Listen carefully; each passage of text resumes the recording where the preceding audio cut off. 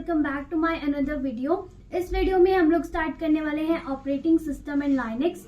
इस वीडियो के अंदर हमारे जितने भी इंपॉर्टेंट क्वेश्चन हैं लाइनक्स से रिलेटेड सबको हम लोग कवर करेंगे, चाहे वो हमारा हिस्ट्री ऑफ लाइनक्स हो, स्ट्रक्चर ऑफ लाइनक्स हो, उसकी कमांड्स हो, टर्मिनल कमांड्स को हम इसमें कवर करने वाले हैं, एग्जांपल्स को देखने वाले हैं, एनवायरमेंट वेरिएबल्स को देखने वाले हैं। नेक्स्ट हमारा टॉपिक है वाइल्ड कार्ड्स को देखने वाले हैं, इनपुट आउटपुट रीडायरेक्शन क्या होता है उसको समझने वाले हैं, और ग्रिप कमांड क्या होती है, चेंजिंग परमिशंस क्या होती हैं, फाइल एंड डायरेक्टरी कमांड्स क्या होती हैं, एनवीआई एडिटर क्या होता है, कैसे काम करता है, उसके साथ साथ उसकी वो कॉपी कैसे करते हैं, मूविंग कैसे होती है उसके अंदर। उसके बाद हमारा एक इम्पॉर्टेंट टॉपिक आता है प्रोसेस मैनेजमेंट। प्रोसेस मैनेजमेंट क्या होती है, उसकी कमांड्स क्या क्या होती हैं। ये सारी जितनी भी कमांड्स हैं सारी आपके लिए बहुत ज़्यादा इंपॉर्टेंट है, जो आपके क्वेश्चन पेपर में आपको देखने के लिए मिल जाएंगी प्रीवियस ईयर क्वेश्चन पेपर्स में। एंड उसके बाद जो हमारा one of the most important topic system administrator activities, ये वाला जो क्वेश्चन है हम इसको डिस्कस करने वाले हैं। नेक्स्ट आता है हमारे पास सुपर यूजर, इसको हमें डिस्कस करना है। टार कमांड क्या होती है, किस तरीके से उससे बैकअप लिया जाता है, उसका यूज करेंगे। एंड डीएफ कमांड का हम लोग यूज करके देखेंगे। एंड देन हमारे पास आती है filters command, head command, tail command, unique command, WC command. ये सारी जो हमारी कमांड सारी फिल्टर कमांड्स हैं। एंड इन फिल्टर्स कमांड के साथ हमारे जितने भी इंपॉर्टेंट टॉपिक्स हैं हम सबको इस वीडियो में कवर करने वाले हैं। बहुत सारे जो टॉपिक्स हैं आपकी यूनिट 3 की है, बहुत सारे टॉपिक्स यूनिट 4 की है। जितने भी मोस्ट इंपॉर्टेंट टॉपिक्स हैं वो सारे हम लोग इस वीडियो में आज कवर करेंगे, ठीक है।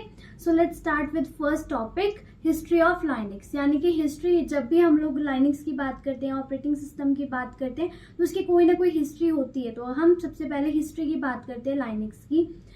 ओरिजिन इन यूनिक्स, हमारा जो यूनिक्स है ये भी एक ऑपरेटिंग सिस्टम है, उसी की एक्सटेंशन में या फिर उसके इनहांस वर्जन में आप बोल सकते हो हमारा लाइनक्स है, ठीक है। लाइनक्स डेवलप्ड बाय लाइनस टॉरवाल्ड्स इन 1991 में आया था ये। और किसने बनाया था, इसका जो नाम है वो आपको अच्छे से याद रखना है, बिकॉज ये वाला जो क्वेश्चन है ये एग्जाम में बहुत बार पूछ लिया जाता है। Was heavily influenced by Unix, और यूनिक्स के हेल्प से या फिर यूनिक्स की फीचर्स को देखते हुए इसको इन्फ्लुएंस किया गया। An operating system developed in 1970, और ये जो हुआ था कहाँ पर, 1970 में हुआ था at T liberty and labs.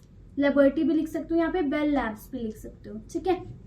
इसके बाद ओपन सोर्स फिलॉसफी थी इसकी, यानी कि इसको जो है ओपन सोर्स में हम लोग यूज कर सकते थे। किस तरीके से, GNU यानी कि जनरल पब्लिक लाइसेंस था इसके पास।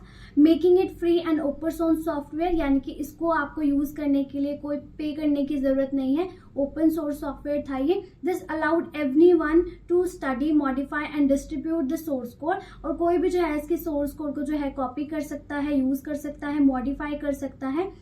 कर्नल डेवलपमेंट, अब हमें पता है जो लाइनक्स होता है उसका जो एक कोर होता है वो हमारा कर्नल होता है।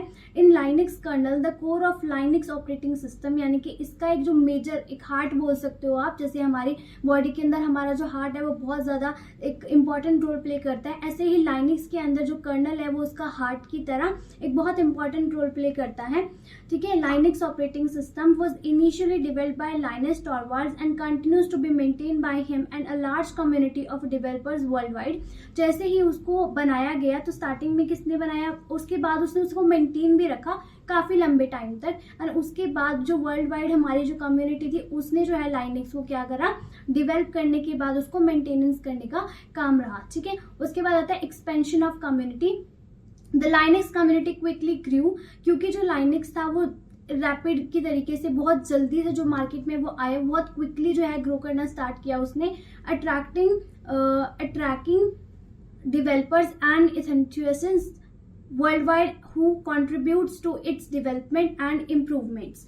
यानी कि जो हमारे जितने भी ये मार्केट में आया तो उसके बाद इसे क्विकली जो है मार्केट में यूज करने लगे, पीपल जो है इससे अट्रैक्ट होने लगे, बिकॉज इसके अंदर बहुत सारे फीचर्स ऐसे अवेलेबल थे, क्योंकि हमें सिक्योरिटी प्रोवाइड करता है, इजी होता है इसको यूज करना, और ये फ्रीली अवेलेबल था, इसका सोर्स कोड इजीली मिल जाता था। तो उसकी वजह से जो है इसके अंदर एक्सपेंशन हुई इसकी कम्युनिटी के अंदर, मतलब लोग जो है इसके साथ जुड़ने लगे ज्यादा से ज्यादा। बग फ्री रिलीज, अब हर कोई भी आपका जब ऑपरेटिंग सिस्टम आता है या फिर कोई सॉफ्टवेयर आता है तो उसके अंदर कहीं ना कहीं बग आता है ना, कोई ना कोई एरर आता है। तो जब बग फ्री रिलीज कब हुआ उसका, a first commercial bug free release of Linux was unleashed to the programming community in March 1992। तो जब वो आया उसके बाद उसका एक बग फ्री रिलीज आया जिसके अंदर बग नहीं था, वो कब आया था? 1992 में था। ठीक है, तो लाइनक्स का अगर आपको आता है लिखने का व्हाट इज लाइनक्स, तो आपको उसकी थोड़ी सी हिस्ट्री भी मेंशन करनी है। मेन जो इसका मेजर है कि वो कब बना, कहाँ पे बना, किसने बनाया, मेन चीज ये है। उसके बाद ओपन फिलॉसफी थी, इसको कोई भी यूज कर सकता था, सिक्योरिटी फीचर्स थे इसके अंदर, ये सब चीजें आपने मेंशन करनी है। उसके बाद आता है स्ट्रक्चर ऑफ लाइनक्स। अगर सिंपल लाइनक्स का क्वेश्चन है तो आपने स्ट्रक्चर भी मेंशन करना है, हिस्ट्री भी मेंशन करनी है। और अगर सिंपल स्ट्रक्चर का क्वेश्चन आता है तो आपको सिर्फ ये 4 चीजें मेंशन करनी है जो डायग्राम के अंदर आपको शो हो रही हैं। सबसे पहले आता है हमारा जो सिस्टम है लाइनक्स सिस्टम आर्किटेक्चर, वो किस तरीके से है। सबसे पहले हमें हार्डवेयर नजर आता है, देन फिर उसके बाद हमारे पास कर्नल होता है, फिर हमारे पास शेल होती है, एंड उसके बाद हमारी टूल्स एंड एप्लीकेशन होती है। किस तरीके से सारे आपस में इंटरेक्ट करते हैं और किस तरीके से जो यूजर है वो हमारे लाइनक्स के साथ इंटरेक्ट करता है, ये हम लोग देखेंगे। ठीक है, सबसे पहले जो लेयर आ रही है हमारी वो आ रही है हार्डवेयर की layer. Hardware consist all peripheral devices link with the system, for example CPU, printer, scanner and hard disk drive. अब जैसे हमने देखा था बिल्कुल स्टार्टिंग में पार्ट 1 के अंदर कि हमारा जो ऑपरेटिंग सिस्टम होता है उसका स्ट्रक्चर कैसा रहता है, तो सबसे जो लास्ट में मेरा या फिर सबसे फर्स्ट में जो आप बोल सकते हो वो क्या था, मेरा हार्डवेयर। और हार्डवेयर के अंदर हमने क्या बात की थी कि सीपीयू, इनपुट आउटपुट डिवाइसेस, सारी पेरिफेरल डिवाइसेस, वो सब मेरे हार्डवेयर के अंदर आते हैं। तो वही सेम चीज है, जितने भी मेरा पेरिफेरल्स हैं, सीपीयू है, प्रिंटर है, स्कैनर है, हार्ड डिस्क है, वो सारा का सारा जो सिस्टम है वो किसके साथ लिंक है, मेरे हार्डवेयर के साथ लिंक है। ठीक है, तो उसके बाद हार्डवेयर के जस्ट ऊपर कौन सी लेयर है, कर्नल वाली लेयर है। एंड कर्नल वाली लेयर क्या बोलती है, kernel is the vital component of Linux, यानी कर्नल जो है बहुत ही इंपॉर्टेंट कंपोनेंट है हमारे लाइनक्स का। और ये सिंपल कर्नल है, ये भी जो है आपसे पूछ सकते हैं 2 मार्क्स में कि व्हाट इज कर्नल। ठीक है, it is responsible for all major activities of this operating system. जितनी भी इसके अंदर सारी एक्टिविटीज होती हैं ऑपरेटिंग सिस्टम के अंदर, उसको रिस्पॉन्स करने का काम किसका होता है, कर्नल का होता है। It acts as an interface between the user, application and the hardware. तो जितनी भी हमारी एप्लीकेशंस हैं उनके बीच में इंटरफेस कराने का काम भी किसका होता है, कर्नल का होता है। ये सारी की सारी जो बात है, हमने इंटरेक्शन कराना, इंटरफेस वगैरह, रिस्पॉन्स करना, हमने ऑपरेटिंग सिस्टम के अंदर पढ़ी थी व्हाट इज ऑपरेटिंग सिस्टम। तो ऑपरेटिंग सिस्टम वो अकेला काम, सारा काम ऑपरेटिंग सिस्टम नहीं कर सकता, तो वो काम किससे कराता है, लाइनक्स के अंदर अगर हम बात करें कर्नल से कराता है। तो ये सारे जो एक्टिविटीज है उसको मैनेज करने का काम कौन करता है, कर्नल करता है। ठीक है, The only objective of the kernel is to manage the communication between the software, user level application and the hardware, CPU, disk, memory etcetera. तो इसमें बोल रहा है कि जो मेजर इसका ऑब्जेक्टिव है, जो इसका मकसद है काम करने का, वो क्या है कि मैनेज करना और कम्युनिकेशन किसके बीच में मैनेज करना, कम्युनिकेशन को सॉफ्टवेयर के बीच में एंड हार्डवेयर के बीच में। अब सॉफ्टवेयर कौन है, मेरा यूजर है, एंड हार्डवेयर कौन है, मेरा जो हमारे डिवाइसेज है, जैसे सीपीयू हो गया, डिस्क हो गया, ये मेमोरी हो गया, ये सारे क्या है, मेरे हार्डवेयर है। एंड यूजर को जो भी काम कराना है, सीपीयू से कराना है, मेमोरी से उसे काम कराना है, या फिर डिस्क से उसे काम कराना है, तो उसके बीच में जो भी कम्युनिकेशन हो रही है वो कौन मैनेज करता है, मेरा कर्नल मैनेज करता है। ठीक है, typically the kernel is responsible for memory management. जो इसका मेन काम है वो मेमोरी को मैनेज करना है, प्रोसेस को मैनेज करना है, टास्क को मैनेज करना है, डिस्क को मैनेज करना है। The kernel is responsible for ensuring that all system and user task are perform concurrently. और इसका जो काम है, इसका जो मकसद है वो ये है कि इंश्योर करता है कि जितना भी मेरा काम हो रहा है वो कंकरेंटली, यानी कि एक साथ में परफॉर्म हो जाए, या फिर टाइम टू टाइम जो टास्क है वो परफॉर्म हो जाए। तो ये रिस्पॉन्सिबल है सारी की सारी चीजें जो हमारी एक्टिविटीज होती हैं उनको मैनेज करने के लिए। ठीक है, दैट इज वाई इसको कहते हैं heart of the Linux. Next हमारे पास आता है शेल, जो हमारी नेक्स्ट लेयर है कर्नल के ऊपर, वो आती है शेल। अब शेल का क्या काम होता है, shell is an interface between the user and the kernel. अब देखो यहाँ पर अगर आप डायग्राम में देखो तो पहले टूल है, उसके बाद यहाँ पर शेल है, फिर कर्नल है। अब टूल्स क्या है, मेरे यूजर, टूल्स क्या है, मेरे यूजर है। तो यूजर और कर्नल के बीच में जो काम कराने का तरीका है वो कौन बताएगा, शेल बताएगा। किस तरीके से उसे यूजर से काम लेना है। फॉर एग्जांपल मुझे मेमोरी के अंदर कुछ डेटा जो है फेच करना है, तो ये यूजर का काम है, और यूजर किसको बताएगा, शेल को बताएगा। एंड जो फेच कराने का तरीका है, जहां से फेच होकर आएगा काम, वो कौन ला के दे सकता है मुझे, मेरा कर्नल ला के दे सकता है। तो ये वाला जो शेल है इसका काम है यूजर से पूछना कि आपको क्या काम कराना है, और जो भी यूजर ने उससे काम कराना है वो सारा का सारा काम काम जाकर बताना कर्नल को। तो बीच में ये एक इंटरफेस की तरह काम कर रहा है जो यूजर से पूछ रहा है और कर्नल को बता रहा है, ठीक है। तो यहाँ पर जो मेरा शेल है वो इंटरफेस की तरह काम करेगा यूजर और कर्नल के बीच में। It is termed as the command line interpreter, उसको हम कमांड लाइन इंटरप्रेटर भी बोलते हैं। The shell takes the command from the user and execute kernel's function. तो जितने भी कर्नल के फंक्शन है वो तभी एग्जीक्यूट होंगे जब यूजर से उसके टास्क के अकॉर्डिंग, जो भी वो टास्क कराना चाहता है उसके अकॉर्डिंग जो है कमांड्स लेकर आएगा मेरा shell. User can type commands directly into the kernel. They can create a text file containing a series of commands that can be sent to the shell. अब इसके जो हमारी कंटेनिंग जितनी भी हम इंस्ट्रक्शन लिखते हैं अपने देने के लिए आगे, तो वो कौन पढ़ता है, मेरा शेल पढ़ता है एंड वो आगे शेल को सेंड करते हैं हम लोग, कंटेनिंग इंस्ट्रक्शंस एंड सीरीज, ठीक है। The series of commands are called shell script, और जो भी हमारी सीरीज होती है उसको हम क्या बोलते हैं, शेल स्क्रिप्ट बोलते हैं। Besides being a command interpreter, the shell is also a programming language. एक तरीके से शेल है वो मेरी प्रोग्रामिंग लैंग्वेज है, बिकॉज इसके अंदर भी क्या लिखी जा रही है, सीरीज ऑफ स्टेप्स लिखे जा रहे हैं। As a programming language it permits you to control how when commands are carried out. अब ये जब भी प्रोग्रामिंग लैंग्वेज की बात करते हैं तो ये डिपेंड करता है, प्रोग्रामिंग लैंग्वेज कोई पर्सन ही लिखेगा, ठीक है। अब वो डिपेंड करेगा किस तरीके से जो है हमें उसको आगे कैरी करना है, ठीक है। तो शेल का जो मेन मकसद है, काम है, वो क्या है, यूजर से काम लेना एंड उसको किस तक पहुंचाना, कर्नल तक। फिर कर्नल का क्या काम है, जो भी शेल ने आकर उसको काम दिया है उस काम को मेमोरी के अंदर, हार्डवेयर के अंदर ढूंढना, फेच करना, डेटा को स्टोर कराना, ये सारा का सारा जो काम है वो कौन करेगा, मेरा कर्नल करेगा, ठीक है।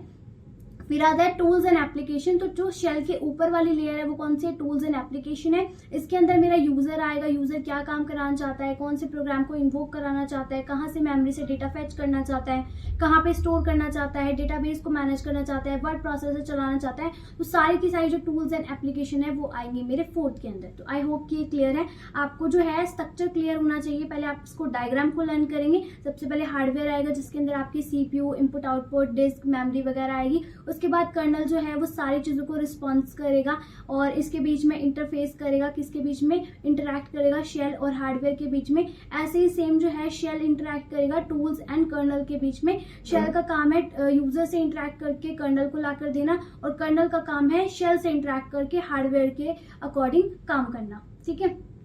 तो ये हो गया हमारे यहाँ पर खत्म। नेक्स्ट आता है मेरे पास टर्मिनल हैंडलिंग कमांड्स। अब जैसे ही आप टर्मिनल को अपने हैंडल करते हैं, टर्मिनल को आपने ओपन किया, उसके बाद जो बहुत सारी कमांड्स जिसे आप यूज कर सकते हैं, तो आपको कभी कभी पेपर में ऐसा नहीं पूछा जाता एसयू कमांड एक्सप्लेन करें, सिंपल पूछा जाता है what is terminal handling commands. तो आपको टर्मिनल हैंडल कमांड्स लिखनी पड़ेंगी, तो उसके अंदर आपको पता होना चाहिए कौन कौन सी कमांड्स आती हैं, ठीक है। सबसे पहले जो मेरी कमांड आती है वो है एसयू कमांड, जिसको हम स्विच यूजर भी बोलते हैं। आपको पता होगा जैसे ही हम अपना पीसी ओपन करते हैं तो हमें बहुत सारे यूजर्स दिखते हैं वहां पर। तो हम क्या कर सकते हैं, अगर मेरा नाम फहम है तो मैं अपने यूजर के अंदर हूँ और मैं चाहती हूँ कि मैं एबीसी एक यूजर के अंदर स्विच कर जाऊं, तो उसके लिए क्या मैं यूज कर सकती हूँ, कमांड का यूज कर सकती हूँ एसयू कमांड, ठीक है। The SU command is use to switch to another user के अंदर स्विच करने के लिए हम इस कमांड का यूज करते हैं। SU ask for you the password of the user to switch. अब क्या होता है, जैसे ही हम लोग किसी भी यूजर के अंदर स्विच करना चाहते हैं तो वहां पर हमसे वो पासवर्ड पूछता है, ठीक है। अगर वो हम पासवर्ड सही टाइप कर देते हैं तो वो एनवायरनमेंट हमारे लिए स्विच होकर न्यू वाला एनवायरनमेंट ओपन हो जाता है, और अगर हमें पासवर्ड नहीं पता तो हम दूसरे वाले यूजर के अंदर स्विच नहीं कर सकते, ठीक है। सेम चीज है यहाँ पर, जैसे आप स्नैपचैट चलाते हैं, इंस्टाग्राम चलाते हैं, वहां पर आप क्या करते हैं, लॉग इन लॉग आउट करते हैं। लॉग आउट करने के बाद अगर दोबारा से आप लॉग इन करना चाहते हैं तो आपसे पासवर्ड पूछता है। अगर आप पासवर्ड सेम टाइप करते हैं तो वहीं के वहीं जो आपका दूसरी जो आईडी है वो लॉग इन हो जाती है ना। तो वही सेम काम यहाँ पर भी है स्विच यूजर का, ठीक है। स्विच यूजर क्या कर रहा है, यहाँ पर स्विच करके दे रहा है आपको यूजर। तो इसका जो है आपने सिंटेक्स भी मेंशन करना है। यहाँ पर आप सबसे पहले लिखेंगे एसयू, और ये हमारा जो है स्मॉल में है। आपको पता होगा जो लाइनेक्स है मेरी वो क्या होती है, केस सेंसिटिव होती है, यानी कि जो कमांड्स आपकी स्मॉल कैपिटल में है वो स्मॉल में लिखी जाएंगी, जो कैपिटल में है वो कैपिटल में लिखी जाएंगी, ठीक है। दोनों का मतलब अलग अलग है। अगर कैपिटल में है तो कैपिटल का मतलब अलग है, स्मॉल में है तो स्मॉल का मतलब अलग है। तो आपने दोनों को स्मॉल में मेंशन करना है एसयू। उसके बाद जिसमें भी आप चेंज होना चाहते हैं उस यूजर का नाम लिख देना है, ठीक है। और उसके बाद वो आपसे क्या पूछेगा, पासवर्ड। आपको पासवर्ड डालना है। अगर आपने पासवर्ड सही डाला तो आपके लिए आप इन्वायरमेंट खुल जाएगा न्यू वाला, और अगर आपने पासवर्ड नहीं डाला सही तो वो इन्वायरमेंट आपके लिए नहीं ओपन होगा, ठीक है। उसके बाद आता है user del command. The user del command is use to delete user account. अब आपके पास बहुत सारे जो अकाउंट्स बने हुए हैं यूजर वाले, आप चाहते हो उनमें से किसी एक को डिलीट करना, तो उसके लिए भी सेम काम है आपके पास। आप लिखोगे SUDO, पहले क्या था सिर्फ SU जब आप स्विच करना चाह रहे थे, बट अब यहाँ पर क्या है SUDO, और पूरा का पूरा किसमें है आपका स्मॉल लेटर्स में है, ठीक है। उसके बाद आप लिखेंगे SUDO, उसके बाद लिखेंगे यूजर डेल, ठीक है। उसके बाद जिसको भी यूजर को डिलीट करना चाहते हैं उसका नाम लिख देंगे, जैसे यहाँ पे लिखा हुआ है SUDO, उसके बाद यूजर डेल। यूजर डेल क्या है, इसका नाम है जिसको आप डिलीट करना चाहते हैं, उसको फिर आप डिलीट कर देंगे, ठीक है। उसके बाद आती है next command is cal command which is use for a calendar. अगर आप चाहते हैं अपने मंथ या ईयर को देखना कैलेंडर की हेल्प से, तो आप कैल कमांड को यूज कर सकते हैं। जैसे कि यहाँ पर आप सिंपल जाएंगे टर्मिनल के ऊपर, आप सिंपल कैल लिखेंगे CAL, तो वो आपको करंट वाला जो मंथ है वो डिस्प्ले कर देगा, करंट वाला मंथ, ठीक है। अब अगर आप कैल के आगे जो है पूरा ईयर लिखते हैं, फॉर एग्जांपल 2018 का देखना है आपने, तो आप लिखेंगे CAL, थोड़ा सा गैप देंगे और फिर लिखेंगे 2018, तो 2018 का पूरा जो कैलेंडर है वो आपके पास शो हो जाएगा, ठीक है। इसमें बहुत सारे स्विचेस भी होते हैं, अगर आप चाहते हैं सिर्फ मंथ देखना, डेट देखना, तो वो सब भी आप देख सकते हैं, ठीक है। उसके बाद आती है हमारी एको कमांड। एको कमांड का यूज होता है display what ever you provided, जो भी आप इसको प्रोवाइड करेंगे उसको वापस से डिस्प्ले करेगा, ठीक है। It is also use to display the values of a variable, ये वेरिएबल की वैल्यूज को भी लेता है। फॉर एग्जाम्पल आपने टर्मिनल पे कोई वैल्यू लिखी, तो वो वैल्यू भी आपने सिंपल लिखी है, बट वो उस वैल्यू को एज अ क्या लेगा, इनपुट लेगा और उसको कहीं पर स्टोर कर देगा बाय डिफॉल्ट वेरिएबल के अंदर, ठीक है। वो भी आपको मैं समझाती हूँ कैसे। To check the value of a variable precede the variable with underscore sign. Underscore sign के अंदर आप क्या कर सकते हैं, अपनी वैल्यू को स्टोर कर सकते हैं। फॉर एग्जाम्पल आपने लिखा एको ECHO एको, फिर आपने लिखा हेलो, एको हेलो वर्ल्ड, ठीक है। तो ये आपको एको हेलो वर्ल्ड जो आपने लिखा है वो दोबारा से आपको क्या ही शो करेगा, हेलो वर्ल्ड ही शो करेगा, ठीक है। और अगर आप चाहते हैं इसकी वैल्यू आप कहीं स्टोर कराना चाहते हैं, तो आप लिख सकते हैं the value of x is _x, तो जो भी आपने ऊपर लिखा है वो आपका इसमें स्टोर हो जाएगा x के अंदर आकर, ठीक है। तो ये एको का वाला जो काम है वो भी हमारा आगे भी आएगा, किस तरीके से हम बाकी कमांड्स के साथ इसको मिक्स करके यूज कर सकते हैं, वहां पर आपको ये ज्यादा अच्छे से क्लियर होगा, ठीक है। नेक्स्ट हमारी कमांड आती है डेट कमांड। डेट की हेल्प से आप डेट देख सकते हो, और डेट में अगर आप सिर्फ टाइम देखना चाहते हो तो फिर वो भी आपके लिए डिस्प्ले हो जाएगा। तो यहाँ पर आप सिंपल लिखोगे डेट, कुछ भी मेंशन नहीं करना, तो आपके लिए करंट जो डेट है वो आ जाएगी। तो यहाँ पर ये करंट डेट के साथ आपको पूरा डे भी बताता है, सितंबर बताएगा, उसके बाद जो टाइम है करंटली वो भी बताएगा, डेट और टाइम दोनों के दोनों बताता है ये, ठीक है। उसके बाद आता है हु एम आई कमांड हम लोग यूज करते हैं। This command print the user name associated with the current effective user ID, यानी कि जो भी हमारी यूजर की ID होती है। फॉर एग्जाम्पल जैसे हमने अभी स्विच यूजर की बात की, तो बहुत सारे हमारे पास यूजर होते हैं, हमने एक यूजर पर क्लिक करके हम लोग आ गए हैं अपने सिस्टम के अंदर, ठीक है, जहां पर हम लोग यूज कर रहे हैं अपने टर्मिनल को। तो हु एम आई की हेल्प से जो भी आप यूजर यूज कर रहे हैं, यूजर का जो भी नाम है वो आपके लिए शो हो जाएगा। जैसे यहाँ पर भी है हु एम आई, जैसे आपने सिंपल हु एम आई लिख दिया तो यहाँ पर आ गया अनुराग, और आप देखोगे भी यहाँ पर क्या है, अनुराग _HP ऐसे लिखा हुआ है। तो यहाँ पर किस पर्सन का नाम है, अनुराग, तो यूजर नेम क्या है, अनुराग। तो हु एम आई के साथ आपका अनुराग शो हो गया। नेक्स्ट आता है आपके पास हु कमांड। एक हु एम आई है, और ये याद रखना है आपने, हु एम आई के बीच में बिल्कुल भी स्पेस नहीं है, सारा का सारा एक साथ है, और सारा का सारा जो भी है आपका स्मॉल लेटर्स में है। उसके बाद आता है आपका हु कमांड। हु कमांड आपके लिए इंफॉर्मेशन प्रिंट करती है जो भी करंटली लॉग इन है। एक तो होता है यूजर नेम, बट करंटली जिसने लॉग इन किया है वो बताएगा हु कमांड, और आप लिखेंगे सिंपल हु कमांड, और हु के साथ वो आपको नेम बता देगा। अब इसके साथ बहुत सारे जो हैं आप स्विचेस यूज कर सकते हैं, जैसे यहाँ पे इसने -T यूज किया है, माइनस नहीं, ये हाइफन टाइप है, ठीक है, -T और -H मतलब कितने टाइम पर उसने लॉग इन किया, ये सब आप देख सकते हो। तो नेम क्या था हु कमांड के साथ जो आपको डिस्प्ले हो रहा है, आकाश, यानी कि अब करंट लॉग इन कौन है, मेरा आकाश है। नेक्स्ट आता है आपके पास क्लियर कमांड। क्लियर कमांड की हेल्प से जितना भी आपने टर्मिनल पे काम किया होता है वो सारा का सारा क्लियर हो जाता है। तो आपको सिंपल क्लियर करना है, एंटर प्रेस करना है, एंड देन आपका जितना भी टेक्स्ट आपने लिखा होगा, आप कमांड यूज करे होंगे, सब क्लियर हो जाएंगे। फिर आती है व्हाट इज कमांड। ये बहुत यूजफुल कमांड है, आप उसको यूज करके देखना है। व्हाट इज कमांड हमें बताती है, डिस्क्रिप्शन देती है कि किसी भी कमांड को आप पूछ सकते हैं। फॉर एग्जाम्पल आप चाहते हैं बीसी कमांड का यूज करना और आपको नहीं पता बीसी जो कमांड है वो किससे यूज होती है, तो आप सिंपल लिखेंगे what is BC command. Command भी नहीं लिखना, आपने सिंपल लिखना है व्हाट इज बीसी या फिर व्हाट इज डेट। ठीक है, आप लिखेंगे डेट तो वो डेट के बारे में बता देगा, डेट कमांड किस लिए यूज होती है।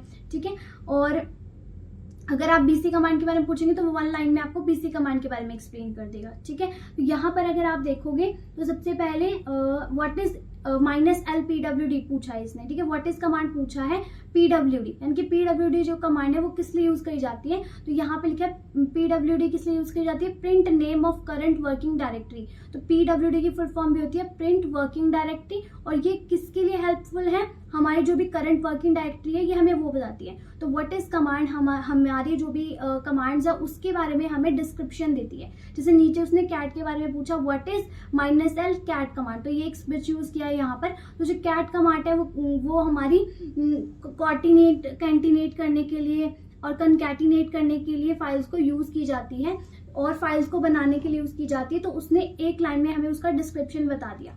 उसके बाद जो है RM कमांड के बारे में पूछा उसने, तो रिमूव फाइल्स और डायरेक्टरीज। RM का मतलब क्या है, रिमूव, तो यहाँ पर फाइल्स और डायरेक्टरीज को रिमूव करने के लिए बताई जाती है। तो ये वाली जो कमांड है वो बहुत ज्यादा इंपॉर्टेंट कमांड है। अगर आपको किसी कमांड के बारे में नॉलेज नहीं है तो व्हाट इज कमांड की हेल्प से आप उसका छोटा सा जो डिस्क्रिप्शन है वो समझ सकते हैं। नेक्स्ट आती है, जैसे मैंने अभी आपको एको कमांड पीछे बताई है, यहाँ पर आप चाहें तो एको कमांड को आप बीसी कमांड के साथ, पाइप कमांड के साथ, ग्रिप कमांड के साथ यूज कर सकते हैं। तो इसका जो मोस्टली यूज है वो बाकी कमांड्स के साथ ही है। ठीक है, देखो आप यहाँ पे देखो एको, उसके बाद आपने ये कोड्स के अंदर जो है कैलकुलेशंस की है। जो बीसी कमांड है वो आपकी आर्बिट्रेरी प्रिसीजन नंबर्स को और आपकी कैलकुलेशंस को समझती है। ठीक है, और उसका जो आंसर है वो आपको नीचे डिस्प्ले करती है। जो इसका आंसर आता है आपको वो ट्रू या फॉल्स में आता है। ठीक है, ट्रू मतलब 1 और फॉल्स मतलब 0। जैसे ये बोल रहा है एको, उसके बाद कोट्स लगाए 10 greater than 5, क्या 10 greater than 5 है। उसके बाद आपने पाइप का यूज किया, ये पाइप क्या होता है ये भी हम लोग आगे पढ़ेंगे। उसके बाद आता है बीसी कमांड का यूज किया, यानी कि जो भी हमारे यहाँ पर से रिजल्ट आएगा वो इसके अंदर एज अ आउटपुट जाएगा और उसको हम यहाँ पर डिस्प्ले करा रहे हैं। तो 10 greater than 5 है तो यस है, और इसको प्रिंट कराने का काम कौन कर रहा है, सिर्फ एको कर रहा है। ये वाला पूरा का पूरा काम तो ये सारे कर रहे हैं इधर, लेकिन एको का काम है डिस्प्ले करना। एको क्या कर रहा है, डिस्प्ले कर रहा है इन सब का आंसर। इसका आंसर क्या आ रहा है 1, बिकॉज ट्रू है ये। नेक्स्ट में बोल रहा है क्या 5 greater than 10 है, तो ऐसा नहीं है, तो 0 आ रहा है। उसके बाद ग्रेटर देन इक्वल टू पूछ रहा है, फिर लेस देन इक्वल टू बोल रहा है, फिर इक्वल टू बोल रहा है, नॉट इक्वल टू बोल रहा है। तो इस तरीके से यहाँ पर ट्रू और फॉल्स में वो आपको आंसर दे रहा है। ठीक है, तो बीसी कमांड्स के अंदर हम लोग अपनी मैथमेटिकल कैलकुलेशंस कर सकते हैं। यहाँ पर ये जो मेरी टर्मिनल हैंडलिंग कमांड्स थी वो सारी कंप्लीट हो गई है। आपकी 10 कमांड्स है, 10 नंबर में आपसे पूछ सकते हैं, 5 नंबर में पूछ सकते हैं। तो आपको अच्छे से एक्सप्लेन करना है और आपको एग्जाम्पल जरूर मेंशन करनी है, बिकॉज एक एक लाइन की एग्जाम्पल्स हैं, मेंशन करके ही आना है आपने। नेक्स्ट आता है मेरे पास एनवायरमेंट वेरिएबल्स क्या होते हैं। जैसे ही आप अपने लाइनक्स को ओपन करते हैं तो बैकग्राउंड में बहुत सारी चीजें ऐसी होती हैं जो आपकी रेडी टू यूज होती है, यानी कि वो रेडी रहती हैं कि हमें यूज कर सकते हैं सिस्टम के अंदर। The actual data is held in something called environment variable. तो बहुत सारे जो डेटा होता है, एक्चुअल डेटा होता है, वो हमारे एनवायरमेंट वेरिएबल्स के पास होता है। It is a named object that contains data used by one or more application. एक और बहुत सारी एप्लीकेशन जो है इसको यूज कर सकती हैं, और ये एक नेम ऑब्जेक्ट होता है जो कुछ डेटा कंटेन करके रखता है। In simple terms it is a variable with a name and a value.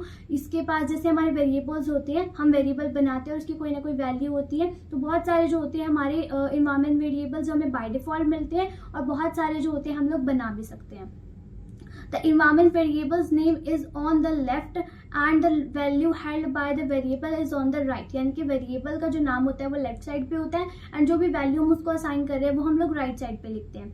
The value of an environment variable can for example be the location of all executable files in the file system, the default editor that should be used on the system settings। अभी हम लोग देखते हैं कि जो हमारी environment variables है वो है कौन कौन से। ठीक है, इनमें से कोई भी आप लोग 5 अच्छे से याद कर लीजिएगा।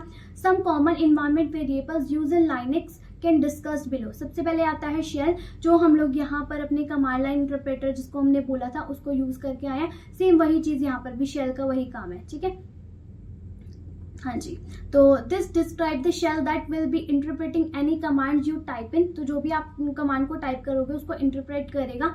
In most cases this will be a bash by default, but other values can be set if you prefer other options. अगर आप खुद से वैल्यू डालना चाहते हो तो ये खुद से भी वैल्यू ले लेगा, बट इसके अंदर बाय डिफॉल्ट एक बैश वैल्यू रहती है, ठीक है। तो मोस्टली इसका काम क्या है, जो भी आप टाइप कर रहे हो वो कहाँ जाएगा, मेरा शेल, मतलब शेल क्या करेगा, जाके कर्नल को देगा, ठीक है। एज अ यूजर जो आप टाइप करोगे वो शेल के पास जाएगा एंड शेल क्या करेगा, कर्नल को देगा। तो सेम वही काम है इसका भी, ठीक है। उसके बाद आता है term. This specify in type of terminal to emulate when running to the shell. जब शेल के अंदर चल रहा होता है तो इसको स्पेसिफाई कर सकते हैं हम लोग। Different hardware terminals can be emulated for different operating requirements. Terminal handling, तो ये बहुत सारी जो हमारी रिक्वायरमेंट्स है टर्मिनल हैंडलिंग के अंदर उसको इमुलेट करने के लिए काम में आता है।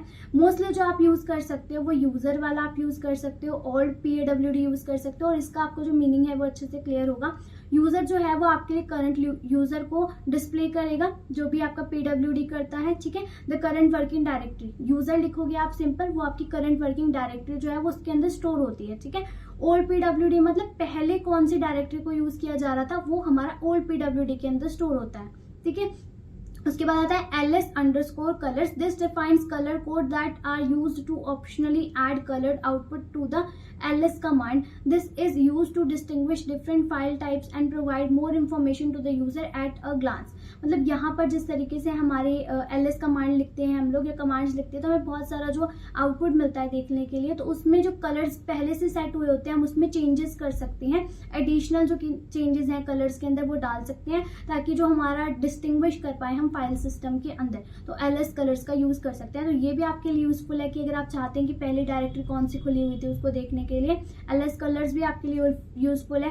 एंड जो मेल होता है हमारा सिंपल जो मेल बॉक्स होता है, जहां पर भी आप हैं वहां से लेकर मेल बॉक्स का जो भी करंट पाथ है वो आपको डिस्प्ले कर देगा, किस तरीके से आप मेल तक पहुंच सकते हैं। नेक्स्ट आता है path, a list of directories that the system will check when looking for commands. अगर किसी भी कमांड के लिए मेरा जो सिस्टम है हम वो चेक कर रहे हैं कि वो कमांड जो है मुझे कहाँ पे मिलेगी, वो डायरेक्टरी कहाँ पे मिलेगी, तो उसके लिए जो पाथ एक बनेगा, पाथ सेट होगा, वो मेरा पाथ कमांड आपको एक्सप्लेन करेगा। When a user types a command, the system will check directories in this order for the executable। अगर आपको पता है कि आपने D ड्राइव के अंदर उस फोल्डर के अंदर वहां पे स्टोर किया था तो पाथ का यूज कर सकते हैं, वो उसी पाथ के अंदर आपका जो पर्टिकुलर डेटा है उसको ढूंढ के देगा। नेक्स्ट आता है lang command which is use for language. अगर आप अपने लैंग्वेज को चेंज करना चाहते हैं इंग्लिश से या फिर किसी और लैंग्वेज में ट्रांसलेट करना चाहते हैं या फिर उसको बदलना चाहते हैं तो वो आप लैंग कमांड से यूज कर सकते हैं। नेक्स्ट आपके पास आती है home, the current users home directory. अब जो होम है वो उसके पास जो होम डायरेक्टरी होती है वो स्टोर होती है। नेक्स्ट आपके पास आती है underscore, the most recent previously executed commands. तो अगर आप सिर्फ अंडरस्कोर को दबाते हैं जो भी लास्ट टाइम पे आपने प्रीवियसली यूज करी थी कमांड्स को वो आपको वो शो कर देगा, ठीक है। तो इसके अंदर ये वाले दो आपको जो है थोड़े से डिफिकल्ट लग सकते हैं, इसमें आप ये वाले सारे जो है कम से कम याद रखें ताकि अगर आपके पास आता है इन्वायरमेंट वेरिएबल्स क्या होते हैं तो आप कम से कम 5-6 तो मेंशन कर दें, ठीक है। नेक्स्ट आता है आपके पास wild cards. Wild cards are characters use to represent one or more other characters in a file name or commands. They are incredibly useful for matching multiple files or directories based on a pattern rather than specify each one individual। कि अगर हम कोई भी चीज ढूंढना चाहते हैं और हमें उसका फाइल का प्रॉपर तरीके से नाम याद नहीं है, सर्च हम कुछ करना चाहते हैं हम उसका आधा नाम पता है, ठीक है, उस तरीके की मल्टीपल चीजों को मैच करने के लिए मेरे पास वाइल्ड कार्ड्स होते हैं। और ये हमारे पास सीक्वल के अंदर, सॉरी सीक्वल कहाँ से आ गया, ये हमारे पास ऑपरेटिंग सिस्टम लाइनक्स के अंदर 3 तरीके के होते हैं, asterisk, question mark and square brackets. तो हमारे पास जो एस्ट्रिक होता है, दिस वाइल्ड कार्ड रिप्रेजेंट 0 और मोर कैरेक्टर्स, यानी कि 0 से लेके जितने भी मर्जी कैरेक्टर है मेरे पास सबको जो है ये डिस्प्ले करेगा, ठीक है। और जो क्वेश्चन मार्क होता है ये एक सिंगल कैरेक्टर को डिस्प्ले करता है, मतलब अगर जहां पर मैं क्वेश्चन मार्क लिखूंगी उस क्वेश्चन मार्क की जगह पे सिर्फ एक ही कैरेक्टर आ सकता है। और एस्ट्रिक की जगह पे 0 भी आ सकता है, 1 2 3 4 और मल्टीपल कैरेक्टर्स मेरे सो ऑन आ सकते हैं। नेक्स्ट आता है स्क्वायर ब्रैकेट, ये एक मैचिंग है मेरे पैटर्न को मैच करने के लिए, ठीक है। एग्जाम्पल के थ्रू बताती हूँ मैं आपको अच्छे से। फॉर एग्जाम्पल मैं चाहती हूँ ls कमांड क्या करती है, मेरी जितनी भी फाइल्स हैं फोल्डर्स हैं उन सबको क्या करती है, डिस्प्ले कर देती है। तो मैं चाहती हूँ कि जितनी भी txt वाली फाइल्स हैं जितनी भी हैं, ठीक है, 0 हो या फिर 0 से कितनी भी ज्यादा हो, सारी की सारी फाइल्स जो है मुझे डिस्प्ले हो जाए, ठीक है। तो मैंने क्या लगाया, एस्ट्रिक लगाया यानी कि फाइल का नाम कुछ भी हो सकता है, फाइल 1, फाइल 2, फाइल 10, ठीक है, ABC, XYZ, कोई भी फाइल का नाम हो सकता है, बट जो उसकी एक्सटेंशन है .txt ही होनी चाहिए। तो एस्ट्रिक का मतलब है कुछ भी नाम हो, चाहे वो 4 लेटर का हो, 5 का हो, 10 का हो, 15 का हो, 0 का हो, कुछ भी हो, बट जो उसकी एक्सटेंशन हो वो कितनी हो, txt हो। अगर उसकी एक्सटेंशन txt है, एंड में उसके txt आ रहा है, तो करंट डायरेक्टरी में जो भी आपकी फाइल्स पड़ी होंगी, जो भी ls है आपकी, वो सारी की सारी फाइल्स को शो कर देगी जिसके लास्ट में txt आ रहा होगा। तो ये मेरा वहां पर बहुत ज्यादा यूजफुल है।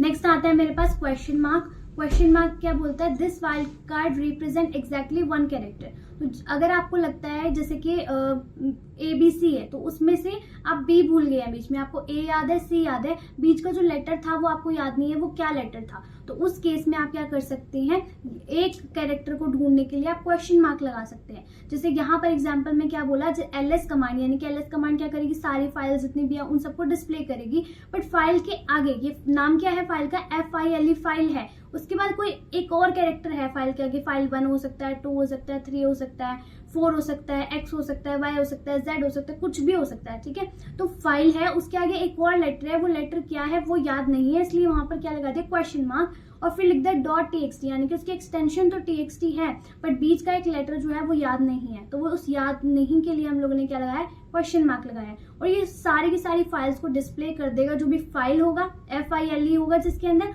उसके बाद फाइल के बाद कोई भी हो कैरेक्टर, चाहे वो आपका 1 हो, 2 हो, 3 हो, 4 हो, X हो, Y हो, Z हो, कुछ भी हो, बट लास्ट में टेक्स्ट होना चाहिए, स्टार्टिंग में फाइल होना चाहिए, बीच में एक लेटर कुछ भी आ सकता है। अब जैसे इन्होंने लिखा भी है फाइल, उसके बाद 10 आ गया, लेकिन हमने जो क्वेश्चन मार्क लगाया सिर्फ एक ही लगाया, तो एक क्वेश्चन मार्क सिर्फ एक ही लेटर को रिप्लेस कर सकता है, लेकिन यहाँ पर 10 आ रहा है, और 10 में कितने लेटर हैं, 2 लेटर है, मतलब इसको हमें लेटर के हिसाब से ले रहे, तो कितने हो गए, 2 नंबर्स हो गए, तो 2 नंबर के लिए हमें 2 क्वेश्चन मार्क लगाने पड़ेंगे। तो ये वाला आंसर कभी भी नहीं आएगा, हमेशा जो आंसर आएंगे 1, 2, 3, X, Y ऐसे करके आएंगे, ठीक है। आई होप ये क्लियर है। नेक्स्ट आएगा मेरे पास bracket. This wild card matches any single character within the brackets. अगर आप चाहते हो ब्रैकेट्स के अंदर किसी को भी मैच करना, तो आप क्या कर सकते हो, ब्रैकेट के अंदर लिखो फॉर एग्जांपल 1, 2, 3 है, ठीक है, आपको कॉम्बिनेशन में मैच करना है, तो ls फाइल क्या करेगी, सारी की सारी फाइल्स को डिस्प्ले करेगी। फाइल का नाम है FILE फाइल, ठीक है, उसके बाद फाइल 1 हो सकता है, फाइल 2 हो सकता है, फाइल 3 हो सकता है, उसके बाद txt आएगा, यानी कि होगा इन्हीं में से 1, 2, 3 में से होगा, तो हर बार फाइल आएगी FILE वाली, और वो मैच करेगी क्या इनमें से कोई भी 1, 2, 3 में से कुछ है, अगर होगा तो वो डिस्प्ले हो जाएगा। फॉर एग्जांपल फाइल 4 आता है, फाइल है, FILE फाइल है, पर 4 आ रहा है उसके फाइल के बाद, तो यहाँ पर तो 4 नहीं है, तो यहाँ पर मैच होगा ही नहीं, तो ये भी डिस्प्ले नहीं होगा, ठीक है। तो वो इन तीनों के नंबर्स में से ही चेक करेगा, और एक तरीके से आप बोल सकते हो इन्हीं कॉम्बिनेशंस में आ सकता है, फाइल 1, फाइल 2, फाइल 3 ऐसे आ सकता है। हमारे पास फाइल 4 कभी भी नहीं आएगा, क्योंकि हमने यहाँ पे फाइल 4 मेंशन ही नहीं किया, ठीक है। तो ये हो गए मेरे वाइल्ड कार्ड्स, बहुत सिंपल तरीके से मैंने आपको एक्सप्लेन किया है, और बहुत सिंपल एग्जांपल्स लिखे हैं, तो आप ये एग्जांपल्स मेंशन करके आ सकते हो।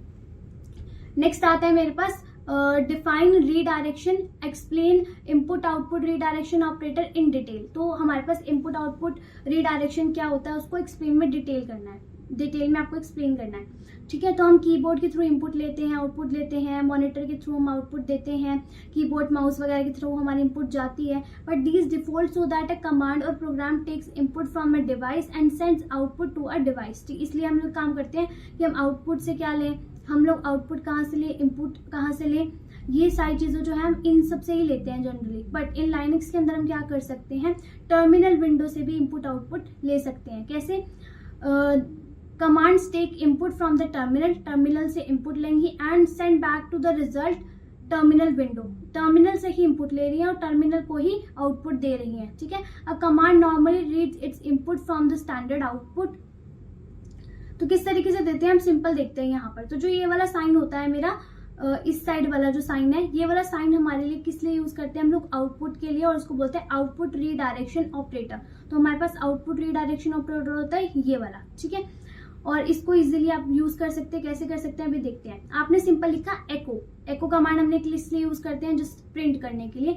एको के बाद आप यहाँ पर कोई भी स्ट्रिंग लिखो, hello world, my name is this, BCA class this one, कुछ भी लिखो आप यहाँ पर। एको के बाद कोई भी स्ट्रिंग लिखो, फिर ये आप अपने ऑपरेटर का साइन लगाओ, उसके बाद अपनी फाइल का नाम लिख दो। तो जो भी यहाँ पे अपनी स्ट्रिंग लिखी है वो किस पे लिखी है, टर्मिनल पे लिखी है। एंड टर्मिनल के अंदर से जो भी आपने इनपुट लिखा था वो सारा का सारा एज आ आउटपुट किस में चला गया, फाइल 1 के अंदर चला गया। तो यहाँ पर जितनी भी आप स्ट्रिंग लिखोगे वो सारी टर्मिनल से किस पे चली जाएगी, फाइल 1 के अंदर। ठीक है, तो ये क्या चलेगी, आपके आउटपुट चलेगी, जो कि आपके आउटपुट कहीं कीबोर्ड वगैरह से नहीं आई, मतलब जा तो कीबोर्ड से ही रहेगी, लिख तो आप वहीं से रहे हो, बट लिखी कहाँ पे, अपने टर्मिनल विंडो पे लिखी है। और टर्मिनल विंडो से कहाँ जा रही है, वो फाइल 1 के अंदर, जस्ट बिकॉज आपने ये वाला जो साइन है आपने मेंशन कर दिया। ठीक है, The output of the above command will not appear at the terminal window. This is because the output has been redirected from the default standard output device into the specified file. अब ये वाले जो एको है वो मुझे क्या करती थी, शो करती थी, जैसे मैं जो भी स्ट्रिंग लिखती थी उसको नीचे शो कर देती थी।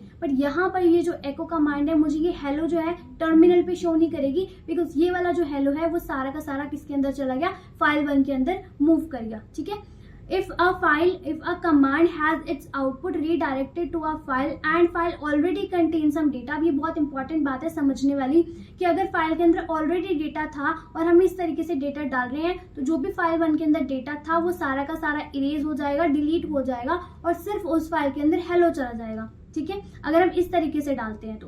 बट अगर हम चाहते हैं कि जो फाइल के अंदर डेटा है वो भी रहे और जो हेलो है वो भी उसके अंदर ऐड हो जाए लास्ट में जाकर, तब हम लोग क्या करेंगे, डबल साइन लगाएंगे। अभी हमने सिंगल लगाया था, यहाँ पे हम डबल ऑपरेटर का यूज करेंगे। तो इससे क्या होगा, हमारे जो आउटपुट है वो अपेंड हो जाएगी, यानी कि जो भी डेटा था वो भी डिलीट नहीं होगा और लास्ट में उसके अपेंड हो जाएगा जाकर। ठीक है, तो आप लिखोगे echo hello and double bar sign लगाओगे, एंड उसके बाद जब फाइल नेम लिखोगे तो जो हेलो है फाइल के अंदर का डेटा डिलीट नहीं होगा, उसमें जाकर स्टोर हो जाएगा। ठीक है, सेम काम जो है वो हमारा इनपुट के लिए होता है। इनपुट क्या करेगी, कोई भी फाइल नेम है, यहाँ पर आप लेस देन का साइन लगाते हैं, वहां पर हम ग्रेटर देन का साइन लगाते हैं। ठीक है, तो आपने लिखा है एको, फिर आपने लगाया है लेस देन का साइन, फिर आपने लिखा है फाइल का नेम। तो जो भी फाइल के अंदर डेटा था वो सारा का सारा मुझे एको के थ्रू कहाँ पे शो होगा, टर्मिनल पे शो होगा। ठीक है, in the above example echo statement will read its input from the file 1 and will write it on the terminal. यानी कि यहाँ पे जो भी टर्मिनल पे लिखा था वो वापस से फाइल के अंदर जा रहा था। अब हम चाहते हैं जो भी फाइल के अंदर स्टोर किया था उसको टर्मिनल पे देखना,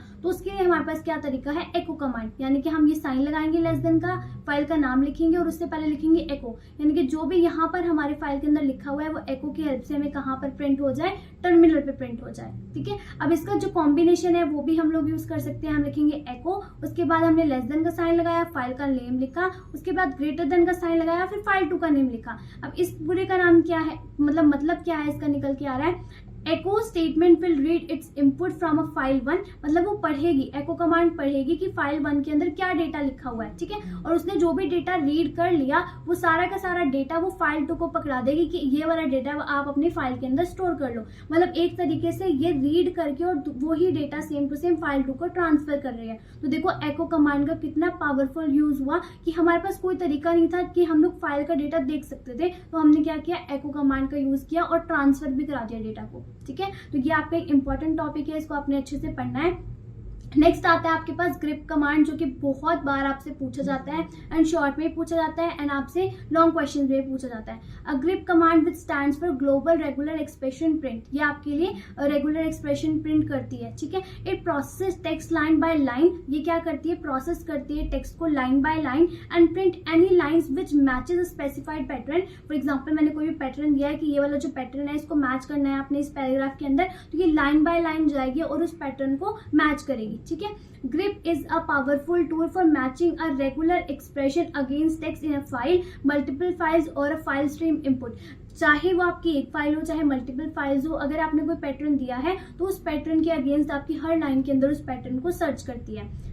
it searches for a pattern of the text that you specify on the command line and output result for you, और जो भी उसको मिलेगा रिजल्ट उसके कॉरेस्पॉन्डिंग उसको आउटपुट के हेल्प से आपको मतलब आउटपुट दे देगी आपको, ठीक है। By default grip displays the matching lines, मतलब इसका जो मेन काम होता है वो मैचिंग लाइंस को डिस्प्ले करना ही होता है, बट इसका जो यूज है हम लोग पाइप्स के साथ कर लेते हैं, रेगुलर एक्सप्रेशंस के साथ कर लेते हैं। Grep can be used in pipe so that only those lines of the input files containing a given string are send to the standard output. तो इसके अंदर क्या होता है, पाइप के अंदर मतलब जो भी यहाँ से हमारी इनपुट आएगी वो एज अ आउटपुट जाएगी नेक्स्ट वाले के पास। मतलब पाइप क्या कर रही है, एक तरीके से जो भी यहाँ पर लिखा हुआ है चीज और जो यहाँ पर लिखी हुई है उन दोनों के बीच में एक बैरियर की तरह काम कर रही है कि यहाँ वाला इनपुट एज अ आउटपुट जाएगा यहाँ पर। तो वो हेल्प कौन कर रहा है, मेरा पाइप कर रहा है। तो यहाँ पर ls कमांड की हेल्प से सारा का सारा मेरे डिस्प्ले हो जाएंगी फाइल्स, एंड जो भी मेरी l लेटर की फाइल्स होंगी वो सारी की सारी एज अ इनपुट जाएंगी ग्रिप के पास, एंड ग्रिप उसके अंदर एक पैटर्न को ढूंढेगी। कौन से पैटर्न को, DEC, जिस भी लाइन के अंदर DEC होगा वो सारी की सारी लाइंस आपको शो हो जाएंगी, ठीक है। अब इसके कुछ अपने ऑप्शंस होते हैं, डिस्क्रिप्शन मैंने उसका लिखा हुआ है। ऑप्शन V यूज कर सकते हैं आप ग्रिप के साथ। यहाँ पर ग्रिप लिखेंगे -V लिखेंगे, इसका मतलब क्या है, माइनस का मतलब हाइफन, ठीक है, -V लिखेंगे, which means print all lines that do not match pattern. अगर आप वो लाइन्स ढूंढना चाहते हैं जिसके अंदर DEC ना हो तो आप ये -V का यूज कर सकते हैं, ठीक है। उसके बाद आता है ये -N, ठीक है, print the matched lines and it's line number. अगर आप चाहते हैं कि वो सारी की सारी लाइन जो मैच हुई है उनका लाइन नंबर भी आपको शो हो तो आप इस वाले ऑप्शन का यूज कर सकते हैं। उसके बाद आता है -L, जैसे हमने यहाँ पर यूज किया है, print only the names of files with matching lines, letter L, मतलब सिर्फ हम वो वाली फाइल्स को या फिर उन वाली मैचिंग फाइल्स को यूज करना चाहते हैं या फिर देखना चाहते हैं जिनके अंदर जो लाइन्स है वो स्टार्ट हो L से, लेटर L से, तो वहां पर आप इसका यूज कर सकते हैं। नेक्स्ट आता है -C, print only the count of matching lines. अगर आप चाहते हैं जितनी लाइन मैच हुई है उनको काउंट करना है कि कितनी लाइंस के अंदर DEC आ रहा है, तो उसको हम C के साथ मैच कर सकते हैं। एंड जो सबसे इंपॉर्टेंट है इसके अंदर वो है -I। वो आपसे सिंपल भी क्वेश्चन में पूछ सकते हैं क्या हम अपर केस और लोअर केस को मैच कर सकते हैं, तो बिल्कुल। अगर हमने किसी फाइल का नाम रखा है ABC स्मॉल के अंदर और हम बाद में उसको सर्च करें कैपिटल के अंदर ABC, तो वो आपको शो नहीं करेगा। बट अगर आप -I कर देते हैं दैट मीन्स हमें ABC चाहिए, चाहे वो कैपिटल में हो चाहे वो स्मॉल में हो, तो मैचेस आइदर अपर केस और लोअर केस दोनों में सर्च करना स्टार्ट कर देगा। अगर आप -I लिखते हैं यहाँ पर, चाहे DEC आपका कैपिटल में भी होगा तब भी वो उसको मैच करेगा एंड काउंट करना स्टार्ट कर देगा, ठीक है। ये बहुत इजी है आपकी ग्रिप कमांड, आपने ये मेंशन करना है ऑप्शंस के साथ। नेक्स्ट आता है आपका चेंजिंग परमिशंस, बहुत इंपॉर्टेंट है ये भी। लाइनक्स के अंदर आपके एक्सेस कैसे कर सकते हो अपने सिस्टम को, 3 तरीके से कर सकते हो। चाहे उसमें आप रीड कर सकते हो, राइट कर सकते हो, एग्जीक्यूट कर सकते हो। और रीड के अंदर क्या होता है, सिर्फ आप अपने कंटेंट को देख सकते हो, ठीक है। और राइट के अंदर क्या होता है कि आप अपने कंटेंट को राइट कर सकते हो, मॉडिफाई कर सकते हो, डिलीट कर सकते हो। एंड ये वाला जो काम है वो किस तरीके से हम कर सकते हैं डायरेक्टरीज के अंदर, वो हम लोग देखेंगे। एंड एग्जीक्यूट परमिशन के अंदर क्या होता है कि आप अपने फाइल का नाम लिखोगे और उसको एग्जीक्यूट कर सकते हो, ठीक है। और ये जो परमिशंस है वो किस यूजर के पास रहती हैं, ठीक है। सिस्टम के अंदर कौन इन परमिशंस को यूज कर सकता है, वो भी 3 तरीके के पर्सन होते हैं। मतलब 3 तरीके की मेरे पास परमिशंस होती है, रीड, राइट, एग्जीक्यूट। कौन कौन इन परमिशंस को यूज कर सकता है, वो भी 3 तरीके के पर्सन होते हैं। पहला होता है मेरे पास टाइप्स ऑफ 3 पर्सन, कौन कौन से, ऑनर, ग्रुप, अदर। यानी कि ऑनर पहला पर्सन, दूसरा ग्रुप, तीसरा अदर। 3 तरीके के पर्सन होते हैं और तीनों के पास तीनों तरीके की जो है परमिशन होती है, रीड, राइट, एग्जीक्यूट। ग्रुप के पास भी read, right, execute, and other के पास भी रीड, राइट, एग्जीक्यूट। तो 3 तरीके से होते हैं, हर किसी के पास 3 तरीके हैं। तो टोटल कितने हो गए मेरे पास, 9 हो गए, ठीक है। 9 बिट्स हो गए एक तरीके से।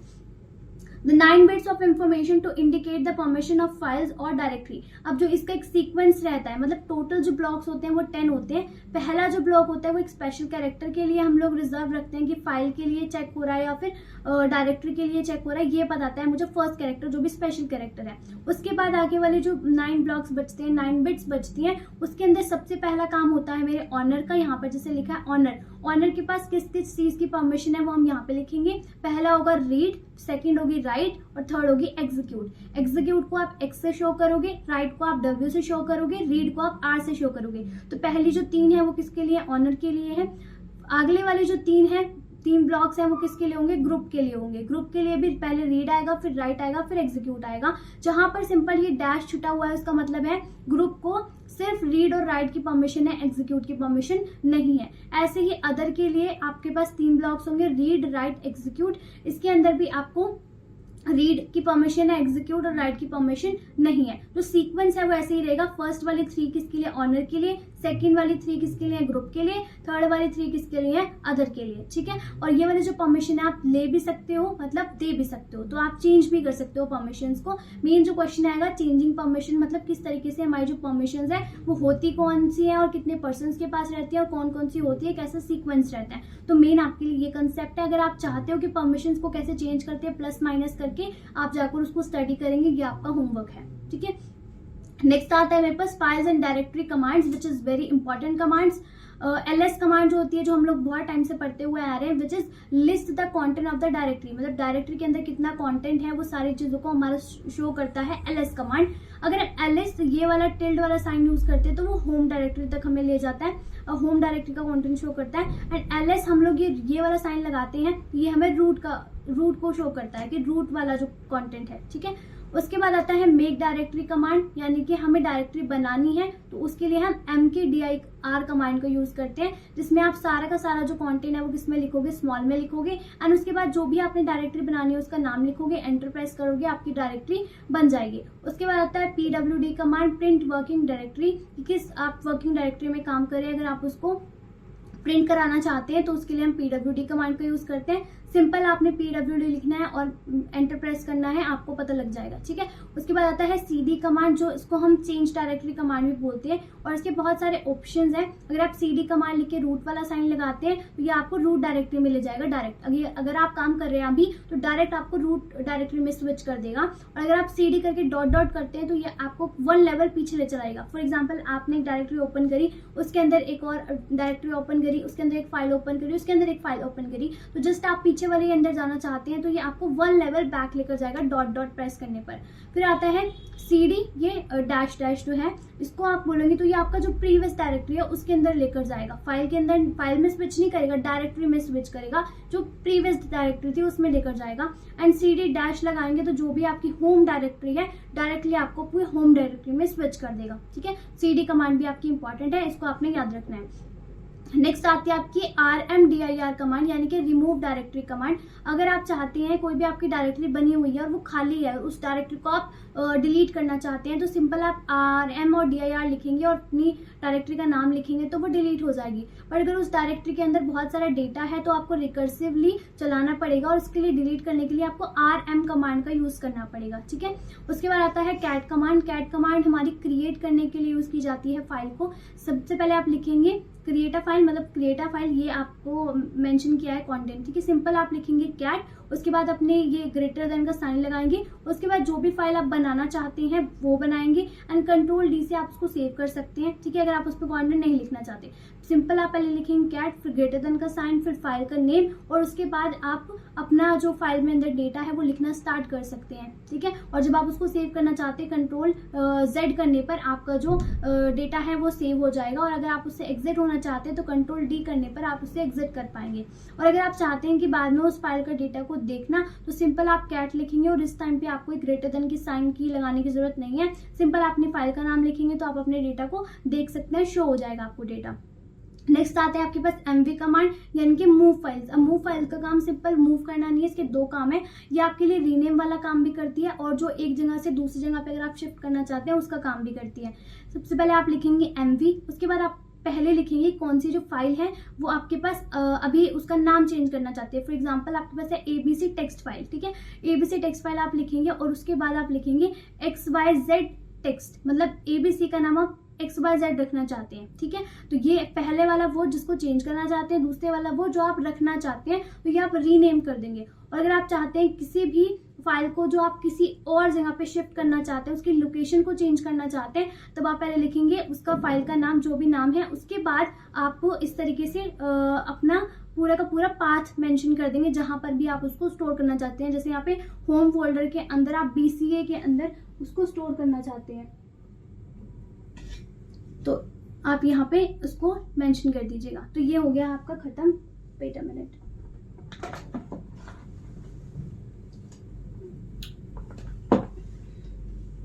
नेक्स्ट आता है आपके पास VI एडिटर। ये भी बहुत इंपॉर्टेंट क्वेश्चन है। VI एडिटर आपके पास एक स्क्रीन ओरिएंटेड टेक्स्ट एडिटर है जिसको आप यूज़ कर सकते हो, और ये हमारे यूनिक्स ऑपरेटिंग सिस्टम में भी हम लोग इसको यूज़ करते थे। तो original code for VI editor was written by Bill Joy in 1976 में इसको बनाया गया था, और इसका जो ओरिजिनल कोड है वो उन्होंने लिखा था। VI editor is a single window command line text editor with text input and output only, यानी कि इसमें सिर्फ आप इनपुट कर सकते हो, आउटपुट कर सकते हो, और कोई ज़्यादा काम नहीं करता। ये एक तरीके का हमारा एडिटर है जिसमें हम लोग एडिट कर सकते हैं। VI is a single editor हो गया, okay. It is available in almost all Linux distribution, जितनी भी हमारी लाइनक्स की डिस्ट्रीब्यूशन है, चाहे वो कोई भी वर्जन हो, सबके अंदर आपको ये अवेलेबल मिल जाएगा। It works the same across different platform, और हर जगह पे इसका काम सेम ही होता है। इट इज यूजर फ्रेंडली, इसमें जो इनपुट आउटपुट करना है वो आपके लिए आसान रहता है। It is having great capabilities to edit a file in a few key strokes, यानी कुछ की स्ट्रोक्स की हेल्प से ही आपस में बहुत अच्छे से अपनी जो फाइल्स हैं उनको एडिट कर पाते हैं। ग्रेट कैपेबिलिटीज हैं इसके पास। It is a small program that does not require a lots of system memory और CPU टाइम। इसको ज़्यादा CPU का टाइम नहीं चाहिए, सिस्टम की ज़्यादा मेमोरी नहीं चाहिए, ठीक है। और ये क्योंकि स्मॉल सा प्रोग्राम है। इट वर्क्स वेरी फास्ट, बहुत ज़्यादा फास्ट काम करेगा, बिकॉज ये इसके पास ज़्यादा लार्ज फाइल्स वगैरह नहीं कंटेन करता ये। VI mode divided into 2 main parts, 2 parts में डिवाइड है। कमांड मोड में जिसको हम एडिट मोड बोलते हैं, इंसर्ट मोड में जिसको हम इनपुट मोड बोलते हैं, ठीक है। कमांड मोड क्या होता है? Always starts in the command mode and it only understood commands, मतलब ये हमेशा जब भी हम लोग VI एडिटर को स्टार्ट करते हैं तो हमें कमांड मोड में ही वो हमेशा स्टार्टिंग मिलता है, और ये सिर्फ हमारे कमांड्स को ही क्या करता है, अंडरस्टैंड करता है। It perform administrative tasks such as saving file, executing the commands, moving cursor, cutting, pasting, finding and replacing। तो जिसका जो काम है कमांड मोड का, उसके अंदर जितनी भी आपके एडमिनिस्ट्रेटिव के जो टास्क है वो परफॉर्म हो सकते हैं। सेव कर सकते हो फाइल को, एग्जीक्यूट कर सकते हो, कर्सर को मूव कर सकते हो, कटिंग कर सकते हो, पेस्ट कर सकते हो, फाइंड कर सकते हो, रिप्लेस कर सकते हो, मूव कर सकते हो। तो सारा का सारा जो काम है वो कमांड लाइन का होता है, और जो कमांड लाइन होता है वो आपके जितने भी चेंजेस होते हैं, केस सेंसिटिव हो या कोई भी आपने चेंज किया है, उनको भी सेव करता है, ठीक है। इंसर्ट मोड आपके लिए क्या करता है, उसके अंदर आप इंसर्ट कर सकते हो फाइल्स को बाय प्रेसिंग आई। जैसे ही आपने प्रेस किया आई को, वैसे ही आपका जो कमांड मोड है वो आपका स्विच हो जाएगा किसमें, इंसर्ट मोड के अंदर, ठीक है। तो आप अपना कीबोर्ड के ऊपर आई प्रेस करेंगे तो आप कमांड लाइन में थे पहले, और आप किस में आ गए, आप इंसर्ट वाले मोड में आ गए हैं। Everything that is typed in this mode interpreted as input, वो कमांड को समझ रहा था, लेकिन अब जब आप इनपुट मोड में आ गए तो आप में उसके अंदर इंसर्ट कर सकते हैं, ठीक है, फाइल के अंदर प्लेस कर सकते हैं। अब इसके अंदर हम किस तरीके से काम करते हैं वो देखते हैं। How to use VI editor.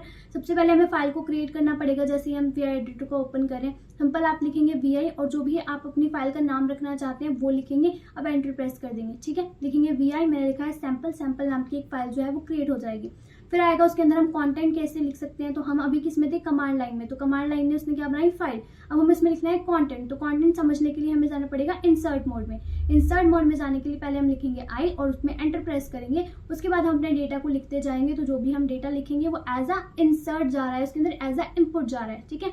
उसके बाद जो भी हमने डेटा लिखा है उसको हम सेव करना चाहते हैं, तो सेव करने के लिए हम लोग किसका यूज करते हैं, यहाँ पे है :W दबाएंगे तो हमारा डेटा क्या हो जाएगा, सेव हो जाएगा। और सेव करने के बाद अगर हम कट करना चाहते हैं, क्विट करना चाहते हैं, तो हम क्या करेंगे, :Q सेव करने के लिए, :Q क्विट करने के लिए। बट अगर हम चाहते हैं दोनों चीजों को एक साथ ही करना, सेव भी हो जाए और क्विट भी हो जाए, तो हम दोनों का एक साथ भी यूज कर सकते हैं, :WQ। तो मतलब क्या होगा, ये एक शॉर्टकट है, सेव भी हो जाएगा और कट भी जाएगा वहां से आपका कंटेंट। और अगर आप इसका भी यूज नहीं करना चाहते, एक शॉर्टकट का यूज करना चाहते हैं, तो आप Z दो बार Z लिखकर दबाएंगे, तो अभी आपका ये सेम काम हो जाएगा WQ वाला, ठीक है। फॉर इग्नोरिंग ऑल मैसेजेस, अगर आप चाहते हो, जैसे हम लोग कभी भी कोई डेटा को सेव करते हैं तो हमें एक लाइन डिस्प्ले हो रही होती है, are you sure to save this file or are you sure to quit this file. इस तरीके का अगर आप डेटा को इग्नोर करना चाहते हैं कि हमें कोई भी मैसेज प्रिंट ना हो, तो आप :Q और इस तरीके से एक्सक्लेमेटरी साइन का भी यूज कर सकते हैं। तो ये वाला साइन, ये वाला, ये सारे के सारे जो है आप लोग यूज कर सकते हैं सेव एंड क्विट करने के लिए, ठीक है। मैंने बहुत अच्छे से मेंशन किया है, आपने एक एक चीज को बहुत ध्यान से पढ़ना है। To switch insert mode to command mode use escape key. अगर आप चाहते हैं इंसर्ट मोड से वापस से कमांड मोड में जाना, तो आपको अपने कीबोर्ड के ऊपर एस्केप नाम की की दिखती है, उसको आप जब प्रेस करेंगे वापस से आप कमांड मोड के अंदर चले जाएंगे। चेक द कंटेंट, अगर आप चाहते हैं कि आप अपने जितना भी अपने कंटेंट फाइल के अंदर लिखा है, सैंपल फाइल के अंदर, उसको आप देखना चाहते हैं तो आप क्या लिखेंगे, शेल प्रॉम्प्ट के ऊपर कैट लिखेंगे। कैट का मैंने अभी बताया था, उसमें हम लोग कंटेंट लिख सकते हैं और अपनी फाइल का नाम लिखेंगे, जो भी आपकी फाइल का नाम था, एंड एंटर प्रेस करेंगे। जो भी आपने उसमें डेटा सेव किया था वो सारा का सारा जो डेटा है आपको रिप्रेजेंट हो जाएगा। ठीक है,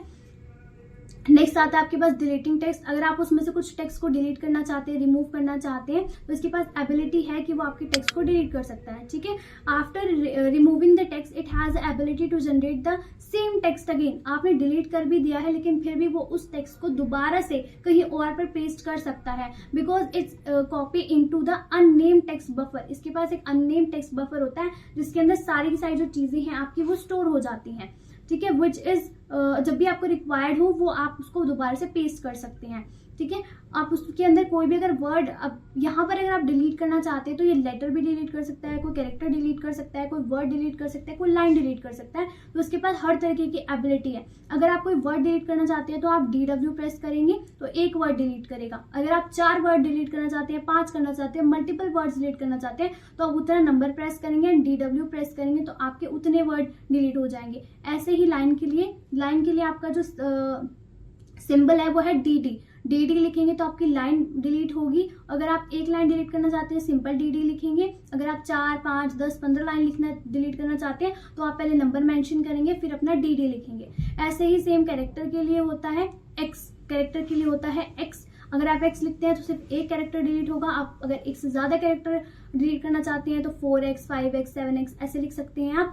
एंड और ये आप करेंगे कैसे, underneath the cursor to the left of the cursor, यानी कि कर्सर आप कहाँ रखेंगे, अंडरनीथ ऑफ द कर्सर के पास में रखेंगे तो उस साइड के जो डेटा है वो लेटर हो, आपकी लाइन हो, आपका वर्ड हो, वो डिलीट हो जाएगा। ठीक है, तो ये तो आपको जो है प्रैक्टिकल करने के टाइम पे समझ में आएगा कैसे हो रहा है, बट थ्योरी के प्रोस्पेक्टिव से आप सिर्फ मेंशन करेंगे किस तरीके से आपको वर्ड, लाइन और कैरेक्टर को डिलीट करना है। ठीक है, अगर आप कॉपी करना चाहते हैं कोई भी जो डेटा है अपने एडिटर में से तो वो कैसे कर सकते हैं, yank the into the buffer. अगर यांक का मतलब भी यहाँ पर कॉपी ही है। Move the cursor to the where you want to insert the text, अपने कर्सर को वहां पर लेकर जाएंगे जहां पर आप इंसर्ट करना चाहते हैं।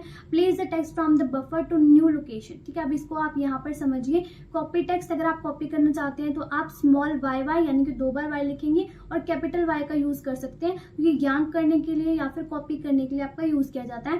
एंड P यूज करते हैं हम लोग स्मॉल वाला पुट बिलो। अगर आप नीचे जैसे आपने मेरी कर्सर यहाँ लिखा और आप चाहते हैं यहाँ पर वो चीज क्या हो, कॉपी हो, तो पुट बिलो करने के लिए आपको स्मॉल p का यूज करना है। और अगर आप ऊपर जैसे मैंने कर्सर यहाँ रखा है और आप चाहते हैं यहाँ पर जो है वो डेटा कॉपी हो तो आप कैपिटल P का यूज करेंगे। ठीक है, और सेम चीज मूव के लिए भी, अगर आप मूव करना चाहते हैं पर्टिकुलर लाइन को तो पहले आप उसको डिलीट करेंगे। ठीक है, DD कमांड से आप उसको डिलीट करेंगे टेक्स्ट को। उसके बाद P और कैपिटल P दोनों की हेल्प से उसको प्लेस कर सकते हैं लाइन को जहां भी आप प्लेस करना चाहते हैं। ठीक है, अगर कोई भी वर्ड आप सर्च या रिप्लेस करना चाहते हैं तो आपके पास ये / होगा, / इन द फाइल। एंड आप क्या करोगे, एंटर करोगे। फॉर एग्जांपल जिस भी वर्ड को आप ढूंढना चाहते हो पहले आप लिखोगे एंटर एंड उसके बाद / उसके बाद आप किसको ढूंढना चाहते हो, फिर क्या होगा, एप्पल को ढूंढना चाहते हो, देन आप इसको क्लिक करोगे, एंटर करोगे तो आपको क्या मिल जाएगा, वो वर्ड जहां जहां पे भी होगा वो आपको हाईलाइट सा होते हुए मिलेगा। ठीक है, उसके बाद आता है आपके पास बैकवर्ड। अगर आप ढूंढना चाहते हो ये वाला भी यूज कर सकते हो आप।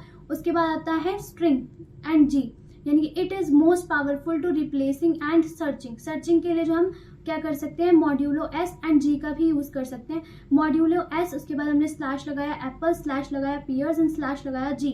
तो फाइंड दिस, यानी कि जो S का काम है, S मतलब स्ट्रिंग समझिए कि मॉड्यूलो S यानी कि इस स्ट्रिंग को ढूंढिए, किस स्ट्रिंग को ढूंढिए, एप्पल स्ट्रिंग को ढूंढिए एंड उसको फिर रिप्लेस किससे करना है, ग्रेप्स वाली स्ट्रिंग से। यानी कि रिप्लेस करने के लिए G का यूज कर रहे हैं एंड फाइंड करने के लिए हम लोग किसका यूज कर रहे हैं, S का। S फॉर सर्च कर रहा है आपकी एप्पल वाली स्ट्रिंग को एंड रिप्लेस करने के लिए आपके पियर्स को हम क्या कर रहे हैं, G का यूज कर रहे हैं। तो ये वाला जो आप एक लाइन है एग्जाम्पल के तौर पे याद रख सकते हैं किस तरीके से हम कॉपी और सर्च कर सकते हैं अपने डेटा को। ठीक है, तो यहाँ पर जो है आपको प्रोसेस क्या होता है, प्रोसेस मैनेजमेंट क्या होती है, ये सारा का सारा मैं आपको पार्ट 2 के अंदर ऑलरेडी कवर करा चुकी हूँ। तो आपने वहां से देख लेना, एक बार इससे गो थ्रू हो जाना है ताकि अगर आपको क्वेश्चंस आते हैं तो आप पहले थोड़ी सी थ्योरी लिख दें कि प्रोसेस क्या होता है, किस किस लिए हम उसको यूज करते हैं। बट हम मेन जो हमारा मकसद है यहाँ पे कंप्लीट करने का वो है प्रोसेस मैनेजमेंट कमांड्स। तो हम यहाँ पर पहले डिस्कस करेंगे प्रोसेस मैनेजमेंट कमांड्स कौन कौन सी होती है। सबसे पहले आती है मेरी PS कमांड। इसके बारे में मैंने आपको बताया भी था कि जो मेरा प्रोसेस होता है उसके पास एक प्रोसेस की एक यूनिक आईडी होती है ना, तो वो वाले जो प्रोसेस है कौन से स्टेट में है, वो सारी की सारी चीज़ें जो है पीएस को पता होती हैं। The easiest method of finding out which process are running on your system is to use the PS. ठीक है, अगर आप चाहते हो आपका जो सिस्टम है कौन सी स्टेट्स में है, न्यू स्टेट में है, करंट स्टेट में है, रनिंग स्टेट में है, एग्जीक्यूशन स्टेट में है, वो सारी चीज़ अगर आप देखना चाहते हो तो पीएस कमांड का यूज कर सकते हो। जस्ट आप लिखोगे पीएस और अपने प्रोसेस का नाम लिखोगे, या फिर अपनी अब यहाँ पे लिखा आपने AUX, जो ए है उसका मतलब है process of all users in a system. जितने भी प्रोसेस हैं ऑल यूजर्स के वो सारे के सारे डिस्प्ले होंगे। एंड यू का मतलब है यहाँ पे provide details information about the process. You यहाँ पर जो ये यू लिखा हुआ है ये सारे के सारे डिटेल देगा इन्फॉर्मेशन अपने प्रोसेस के बारे में। और जो एक्स है ये करेगा show processes not attach to our terminals, उन वाले प्रोसेसेस को बताएगा जो हमारे टर्मिनल से अटैच नहीं है। ठीक है, ये सारा जो है पीएस कमांड मुझे बताती है प्रोसेस के बारे में। नेक्स्ट आता है बीजी कमांड। बीजी कमांड का मतलब होता है बैकग्राउंड कमांड। तो ये जो भी हम चाहते हैं अपने प्रोसेसेस को, जैसे बहुत बार ऐसा होता है हमें कोई फाइल को लोड करना है या अपने सिस्टम को रिफ्रेश करना है या फिर किसी को अपडेट करना है, तो वो वाला काम जो हम करना चाहते हैं बट उसमें टाइम लगने वाला है। ठीक है, तो हम उसको बैकग्राउंड में चला देते हैं, विंडोज के अंदर भी हम उसको चला देते हैं और दूसरे जो टास्क हैं वो हम लोग दूसरी विंडोज के अंदर खोल लेते हैं और वो एक विंडो के अंदर जो है हमारा काम बैकग्राउंड में चल रहा होता है। तो सेम काम हम लाइनक्स में भी कर सकते हैं। अगर हम किसी भी प्रोग्राम को, किसी भी एग्जीक्यूशन को हम चाहते हैं कि वो बैकग्राउंड में हो, तो उसको हम Ctrl+Z की हेल्प से सस्पेंड कर सकते हैं ताकि वो रनिंग हो बैकग्राउंड के अंदर। ठीक है, ऐसे ही फोरग्राउंड के अंदर, फोरग्राउंड तो मतलब सामने ही काम चल रहा है, तो FG कमांड भी मेरी प्रोसेस मैनेजमेंट कमांड के अंदर आती है, जिसका मतलब होता है फोरग्राउंड। और उसको मैं किस तरीके से चला सकती हूँ, start the program and press Ctrl+Z दबाने के बाद वो एग्जीक्यूट होना स्टार्ट हो जाएगा। टाइप FG प्रोग्राम, FG लिखोगे आप to send the process into the foreground, तो आपके फोरग्राउंड में आके काम करने लग जाएगा। इसमें जो मेन कमांड है वो आपकी nice command and kill command है। नाइस कमांड का मतलब होता है प्रायोरिटी को इंक्रीज करना, कि आपकी जो प्रायोरिटी होती है वो -20 से लेकर 19 के बीच में होती है। हर एक प्रोसेस की एक प्रायोरिटी होती है। ठीक है, तो अगर आप चाहते हो कि अपने जो प्रोसेस की प्रायोरिटी को बढ़ाना, डिक्रीज करना, तो वो भी आप कर सकते हो। ठीक है, तो नाइस है माइनस एंड ये नाइस वैल्यू प्रोसेस नेम। उसके बाद यहाँ पर अपनी वैल्यू दोगे, मतलब -20 से लेकर 19 के बीच में जो भी आपका प्रोसेस है उसकी वैल्यू दोगे और प्रोसेस का नाम दोगे, यानी कि इस प्रोसेस को मैं ये वाला वैल्यू दे रहा हूँ, तो उसकी प्रायोरिटी इंक्रीज और डिक्रीज कर सकते हो आप। ऐसे ही किल कमांड हम लोग यूज करते हैं। अगर आप चाहते हो किसी भी प्रोसेस को डिलीट करना, किल करना, तो आपको उसके लिए प्रोसेस आईडी पता होनी चाहिए। ठीक है, प्रोसेस आईडी वगैरह हमें कहाँ से मिल सकती है, पीएस कमांड से मिल सकती है। तो वहां से आपको आईडी पता करने के बाद किल कमांड लिखनी है, प्रोसेस की आईडी लिखनी है, एंटर प्रेस करना है। वो प्रोसेस जो एग्जीक्यूशन वगैरह हो रही है वो ब्लॉक हो जाएगा, रुक जाएगा, खत्म हो जाएगा। ठीक है, नेक्स्ट आती है आपके पास सिस्टम एडमिनिस्ट्रेटर एक्टिविटीज, टार कमांड, हेड कमांड। ओके, जो सिस्टम एडमिनिस्ट्रेटर एक्टिविटीज हैं वो क्या होती है, एडमिनिस्ट्रेटर कौन होता है, ऐसा पर्सन होता है वो जो रिस्पॉन्सिबल होता है हमारे नॉर्मल जो भी हमारे सिस्टम की हेल्थ है, जो भी हमारे सिस्टम के अंदर हम यूटिलाइज कर सकते हैं, वो सारा का सारा काम कौन दिखता है, मेरा सिस्टम एडमिनिस्ट्रेटर दिखता है। और जो सिस्टम एडमिनिस्ट्रेटर होता है उसकी बहुत सारी रिस्पॉन्सिबिलिटीज होती है, उसके बाद बहुत सारी प्रिविलेज होते हैं जिसके वो फायदे उठा सकते हैं सिस्टम के अंदर। A system administrator is also known as super user, उसको हम सुपर यूजर भी बोलते हैं। तो जो सुपर यूजर के अंदर लिखा है सिस्टम एडमिनिस्ट्रेटर के अंदर लिखा है सेम ही है। अगर आपको सुपर यूजर पूछते हैं तो आप इस वाला कंटेंट को भी लिख सकते हो, और इस वाला कंटेंट पूछा है तो आप इस वाले कंटेंट को भी लिख सकते हो। नेक्स्ट आता है a system administrator is also known as a super user. A super user is a user with unrestricted access to all files and commands. यानी कि एडमिनिस्ट्रेटर और सुपर यूजर कौन होता है, जो हमारी हर फाइल को, बाइनरी फाइल्स को, बहुत सारी ऐसी फाइल्स होती है जिसको सिंपल यूजर जो है ओपन नहीं कर सकता, एग्जीक्यूट नहीं कर सकता, बट हमारे इसके पास कोई रिस्ट्रिक्शन नहीं है, वो किसी भी फाइल को ओपन कर सकता है, किसी फाइल को एग्जीक्यूट कर सकता है। Many administrative task and their associated commands require super user status. तो हमें देखना पड़ता है कि सुपर यूजर का स्टेटस क्या है, अभी वो जो हम लोग यूजर हैं वो सुपर यूजर है भी या नहीं। ठीक है, उस चीजों को देखना पड़ेगा। The user name of the super user account it's root, और अगर हम देखें कि उसका अकाउंट क्या रहता है, रूट में रहता है। ठीक है, when the Linux software is installed the root account is created automatically। जैसे ही हम Linux को ओपन करते हैं, Linux को अपने सिस्टम के अंदर लेकर आते हैं, अपने पीसी के अंदर इंस्टॉल करते हैं, तो वो हमेशा किसके अंदर इंस्टॉल होता है, रूट के अंदर इंस्टॉल होता है। अब उसकी रिस्पॉन्सिबिलिटीज क्या क्या रहती हैं, क्या क्या एक्टिविटीज को परफॉर्म करता है, तो हमारे बहुत सारे जो एडमिनिस्ट्रेटर के काम होते हैं, जैसे कि यूजर को मैनेज करना, ऐड करना यूज़र को, मॉडिफाई करना, रिमूव करना, ये सारे काम भी कौन करता है? एडमिनिस्ट्रेटर करता है। स्टार्टिंग करना, शटिंग डाउन करना, ये सारे काम भी हमारे कौन करता है? एडमिनिस्ट्रेटर करता है।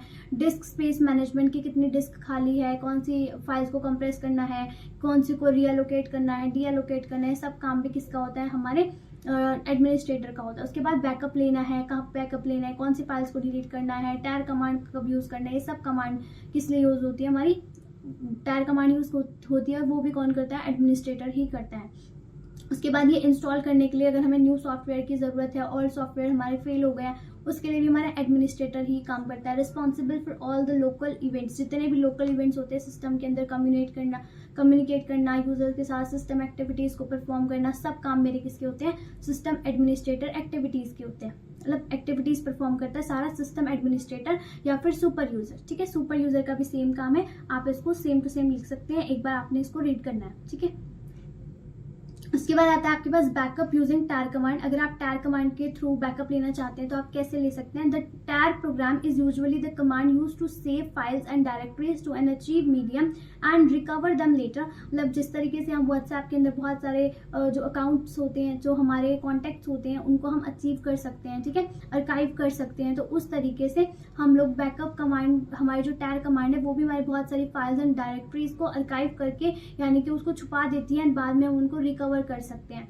The tyre commands works by creating an archive files which is single large entity and holds many files within it, just pkzip does in DOS, WinZip does in Windows। जैसे विंडो के अंदर हमारे एक window zip होती है, ऐसे ही DOS के अंदर भी होती है। इसी तरीके से हम लोग इसको भी एक जिप के अंदर स्टोर कर सकते हैं, बहुत सारी फाइल्स को जो होल्ड करके रखेंगी हमारी सिंगल एंटिटी की तरह। ठीक है, the files in a tar archive are not compressed, just collected together in one file. और ये बहुत सारी जो फाइल्स हैं उनको कंप्रेस करके एक ही फाइल के अंदर स्टोर कर लेती है। ठीक है, इसके बहुत सारे स्विचेस भी हैं, सी है, आर है, टी है, एक्स है। क्रिएट अ न्यू अर्काइव, अगर हम बनाना चाहते हैं कोई न्यू तो उसके लिए हम सी का यूज़ करेंगे। Write to end of existing archive, अगर आप देखना चाहते हैं जो भी आपने अर्काइव किया हुआ है, कोई छुपा के रखी है फाइल्स, अगर उसके अंदर रीड या राइट करना चाहते हैं तो उसके लिए आप आर का यूज़ करेंगे। टी के लिए हम list name of files in an achieve, जो भी उसके अंदर पड़ी हुई है छुपी हुई फाइल्स है उनका नेम देखना चाहते हैं तो हम टी का यूज़ करेंगे। ऐसे हम एक्स का यूज़ कर सकते हैं। एक्सट्रैक्ट फ्रॉम द अचीव, अगर आप चाहते हैं अब वापस से उनको लेकर आना बाहर तो एक्स का यूज़ कर सकते हैं। A number of modifiers can be added to a tar, और बहुत सारे जो नंबर ऑफ मॉडिफायर्स हैं आप टायर के साथ यूज़ कर सकते हैं। जैसे हमारे पास कैपिटल एफ है, सिंपल एफ भी होता है, ए होता है, एल होता है, एन होता है, डब्ल्यू होता है। जो कैपिटल ए है वो क्या लिखा हुआ है, सप्रेस एब्सोल्यूट फाइल नेम्स, तो ये वाले आप लोगों ने रीड करने हैं क्या क्या होते हैं। तो आप ऊपर वाले भी मेंशन कर सकते हैं, साथ वाले भी मेंशन कर सकते हैं। ठीक है, उसके बाद आता है आपके पास मैनेजिंग डिस्क स्पेस। तो डिस्क स्पेस को आप कैसे मैनेज कर सकते हो और वो क्यों इसेंशियल है मैनेज करना, उसके लिए हमारे पास एक डीएफ कमांड होती है, disk file system. It has information about the disk space usage of file system on Linux system with -h का यूज़ कर सकते हो आप। It shows the disk space in human readable form. अब वो जो हमारा सिस्टम के अंदर जो डेटा वगैरह होता है वो सब बाइनरी में होता है, बट आप अगर उसको समझना चाहते हो कितना किस जगह पे कौन सा जो डेटा है कितना कंज्यूम हो रखा है, डिस्क को आप लोग साफ करना चाहते हो तो आप ह्यूमन रीडेबल फॉर्मेट में अगर देखना चाहते हो तो -h स्विच का आप यूज़ करते हो। It gives the details in bytes, but आपको बाइट्स में देगा, डिटेल मेगाबाइट्स में देगा या गीगाबाइट्स में देगा कि इतनी गीगाबाइट्स आपके पास फ्री है या नहीं है। File system, it reference to a hard disk और अनदर स्टोरेज डिवाइस। साइज बता सकता है, आपको यूज्ड कितनी है वो बता सकता है, अवेलेबल कितनी है ये बता सकता है, परसेंटेज के अंदर बता सकता है, माउंटेड कितनी है ये बता सकता है। तो डीएफ कमांड आती है हमारी मोस्ट इंपॉर्टेंट कमांड है मैनेजिंग डिस्क स्पेस में। ठीक है, नेक्स्ट आती है मेरे पास फिल्टर्स कमांड। ठीक है, यहाँ पे आप मेंशन कर लीजिएगा, फिल्टर कमांड है सारी। हमारे पास आती है हेड कमांड, कोई भी डेटा आपके पास है, फाइल का कंटेंट है, अगर आप उसमें देखना चाहते हैं कि टॉप की 10 लाइंस को आप व्यू करना चाहते हैं तो आप हेड कमांड का यूज़ करेंगे। This command is use to display the beginning of file. अगर आप चाहते हैं कि बिगनिंग की जो बहुत सारी चीज़ें, हेड से आपने याद रखा है, बिगनिंग की जो लाइन्स अगर आप वो देखना चाहते हैं तो आपको हेड कमांड लिखना है और फाइल का नाम लिखना है। तो ये बाय डिफॉल्ट हमें 10 लाइन्स देती है। अगर आप चाहते हैं 12 लाइन देखना, 15 लाइन देखना, 2 लाइन देखना, तो आप सिंपल यहाँ पर उतना मेंशन करेंगे नंबर एंड फाइल का नाम लिख देंगे, वो आपको उतनी ही लाइंस जो है डिस्प्ले कर देगा। ठीक है, तो जो टेल है वो हमारी अपोजिट होती है हेड की। हेड हमें ऊपर वाली लाइन्स देती है, टेल हमें नीचे वाली लाइन्स देती है। एंड ये भी हमें बाय डिफॉल्ट कितनी 10 लाइन्स देती है। अगर आप चाहते हैं और ज़्यादा लाइन देखना है, कम लाइन देखना, तो आप नंबर यहाँ पर मेंशन कर सकते हैं, ठीक है। नेक्स्ट आता है बस uniq. As mention earlier it filters out adjacent matching lines in a file. मतलब अगर हमारे पास एडजेसेंट मतलब सेम जो नंबर्स हैं, यूनिक वाली जो फाइल्स है वो हमें यूनिक वाला डेटा जो है मेंशन करके देगी, रिप्रेजेंट करेगी। इसमें भी आप सिंपल यूनिक लिखेंगे एंड जो अपने फाइल का नाम लिखेंगे। This command will display unique lines from file.txt removing adjacent duplicates. For example आपके पास बहुत यहाँ पे लाइन्स लिखी हुई थी और उसके अंदर से आप यूनिक लाइन्स को दिखाना चाहते हैं, जैसे बहुत सारा जो डेटा है सेम है, तो आपको सिर्फ वो लाइन देगी जो यूनिक होगी उस डेटा के अंदर, ठीक है। WC कमांड वर्ड को काउंट करने के लिए यूज की जाती है। It prints new line word and byte counts for each file. हर एक फाइल के लिए आपके वर्ड काउंट कर सकती है, बाइट्स काउंट कर सकती है, ठीक है। फॉर एग्जाम्पल WC लिखा है आपने और फिर फाइल का नाम लिखा है, तो this command will count the number of lines, यानी कि -l लिखा है ना, तो जितनी भी वर्ड काउंट, मतलब ये नहीं सिर्फ वर्ड ही काउंट करेगी, आपके लेटर भी काउंट कर सकती है, लाइन्स को भी काउंट कर सकती है। तो WC कमांड लिखने के बाद आपने ये -l का स्विच लगाया, यानी कि काउंट करो कितनी हमारे पास लाइन्स है पूरे कॉन्टेंट के अंदर, ठीक है। नेक्स्ट है आपके पास टैग कमांड। इसका जो काम होता है वो उल्टा होता है कैट कमांड का। देखो कैट और टैग बिल्कुल उल्टा है, स्पेलिंग भी बैकवर्ड है तो इसका काम भी बैकवर्ड होता है। जैसे कैट कमांड हमें ऐसे सारा का सारा जितना भी फाइल में डेटा लिखा हुआ है वो सारा का सारा डिस्प्ले करती है। कैट जो हमारी टैग कमांड है वो उसका उल्टा करती है कि नीचे वाली लाइन पहले दिखाएगी और ऊपर वाली लाइन हमें बाद में दिखाएगी। बिल्कुल रिवर्स ऑर्डर में हमारे लिए डेटा को प्रिंट करती है, ठीक है। और जो सॉर्ट कमांड होती है हमारे लिए सॉर्ट करने के लिए यूजफुल है। This command is use to sort lines of text files. Mainly आपको याद रखना है कि फिल्टर्स कमांड होती कैसी है, ठीक है। उसके बाद आपने इस तरीके से सॉर्ट और फाइल का नाम लिखना है, तो जिस भी लाइन को आप सॉर्ट करना चाहते हैं वो आप कर सकते हैं इन अल्फाबेटिक ऑर्डर में, ठीक है। फिर मोर कमांड होती है मेरी। मोर कमांड क्या करती है, this command is use to view the content of a file one screen at a time. इनकी बहुत सारी जो फाइल्स है बहुत बड़ी है आपकी, ठीक है, बहुत सारा कंटेंट आप देखना चाहते हो, उसे एक ही बारे में देखना चाहते हैं सारे कंटेंट को, बट आप उसमें मेंशन करेंगे कि आप कितना डेटा देखना चाहते हैं। It waits for user input before displaying the next page, ठीक है। तो यहाँ पर आप मोर लिखेंगे, उसके बाद फाइल का नाम लिखेंगे और वो आपको डिस्प्ले कर देगा। बट मोर और लेस में सिर्फ इतना फर्क होता है, जो मोर होता है वो आपके सारे डेटा को डिस्प्ले करके जो हमारा जो कर्सर है, जो हमारा ब्लिंक हो रहा होता है वो बिल्कुल एंड में ब्लिंक हो रहा होता है, ठीक है। लेकिन लेस में क्या होता है, less to more it allow viewing of a file one page at a time.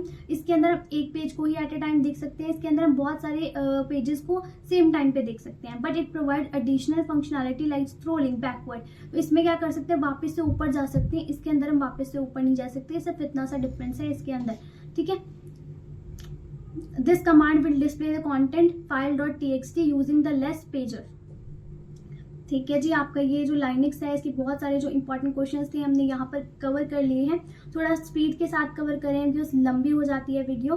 तो हम लोग यहाँ पर हमने क्या क्या कवर किया एक बार मैं आपको बता देती हूँ। हिस्ट्री हमने पढ़ ली है, लाइनक्स की स्ट्रक्चर पढ़ लिया है, इसको आपने अच्छे से करना है। टर्मिनल हैंडलिंग कमांड्स कर ली हैं, उसके बाद इन्वायरमेंट वेरिएबल्स कर लिए हैं, वाइल्ड कार्ड्स कर लिए हैं, एंड अपने इनपुट आउटपुट रिडायरेक्शन किया है, ग्रिप कमांड की है, चेंजिंग परमिशन की है, फाइल डायरेक्टरी करी है, वी एडिटर किया है और वी एडिटर काफ़ी डिटेल में किया, अच्छे से करना है इसको। आपने प्रोसेस मैनेजमेंट किया, उसकी कमांड्स करी, उसके बाद सिस्टम एडमिनिस्ट्रेटर किया, उसके बाद टैर कमांड करी, उसके बाद हमने फिल्टर्स कमांड करी। तो अगर आपको वीडियो पसंद आई हो तो please like and subscribe and comment in the video if you have any doubt. Bye bye guys.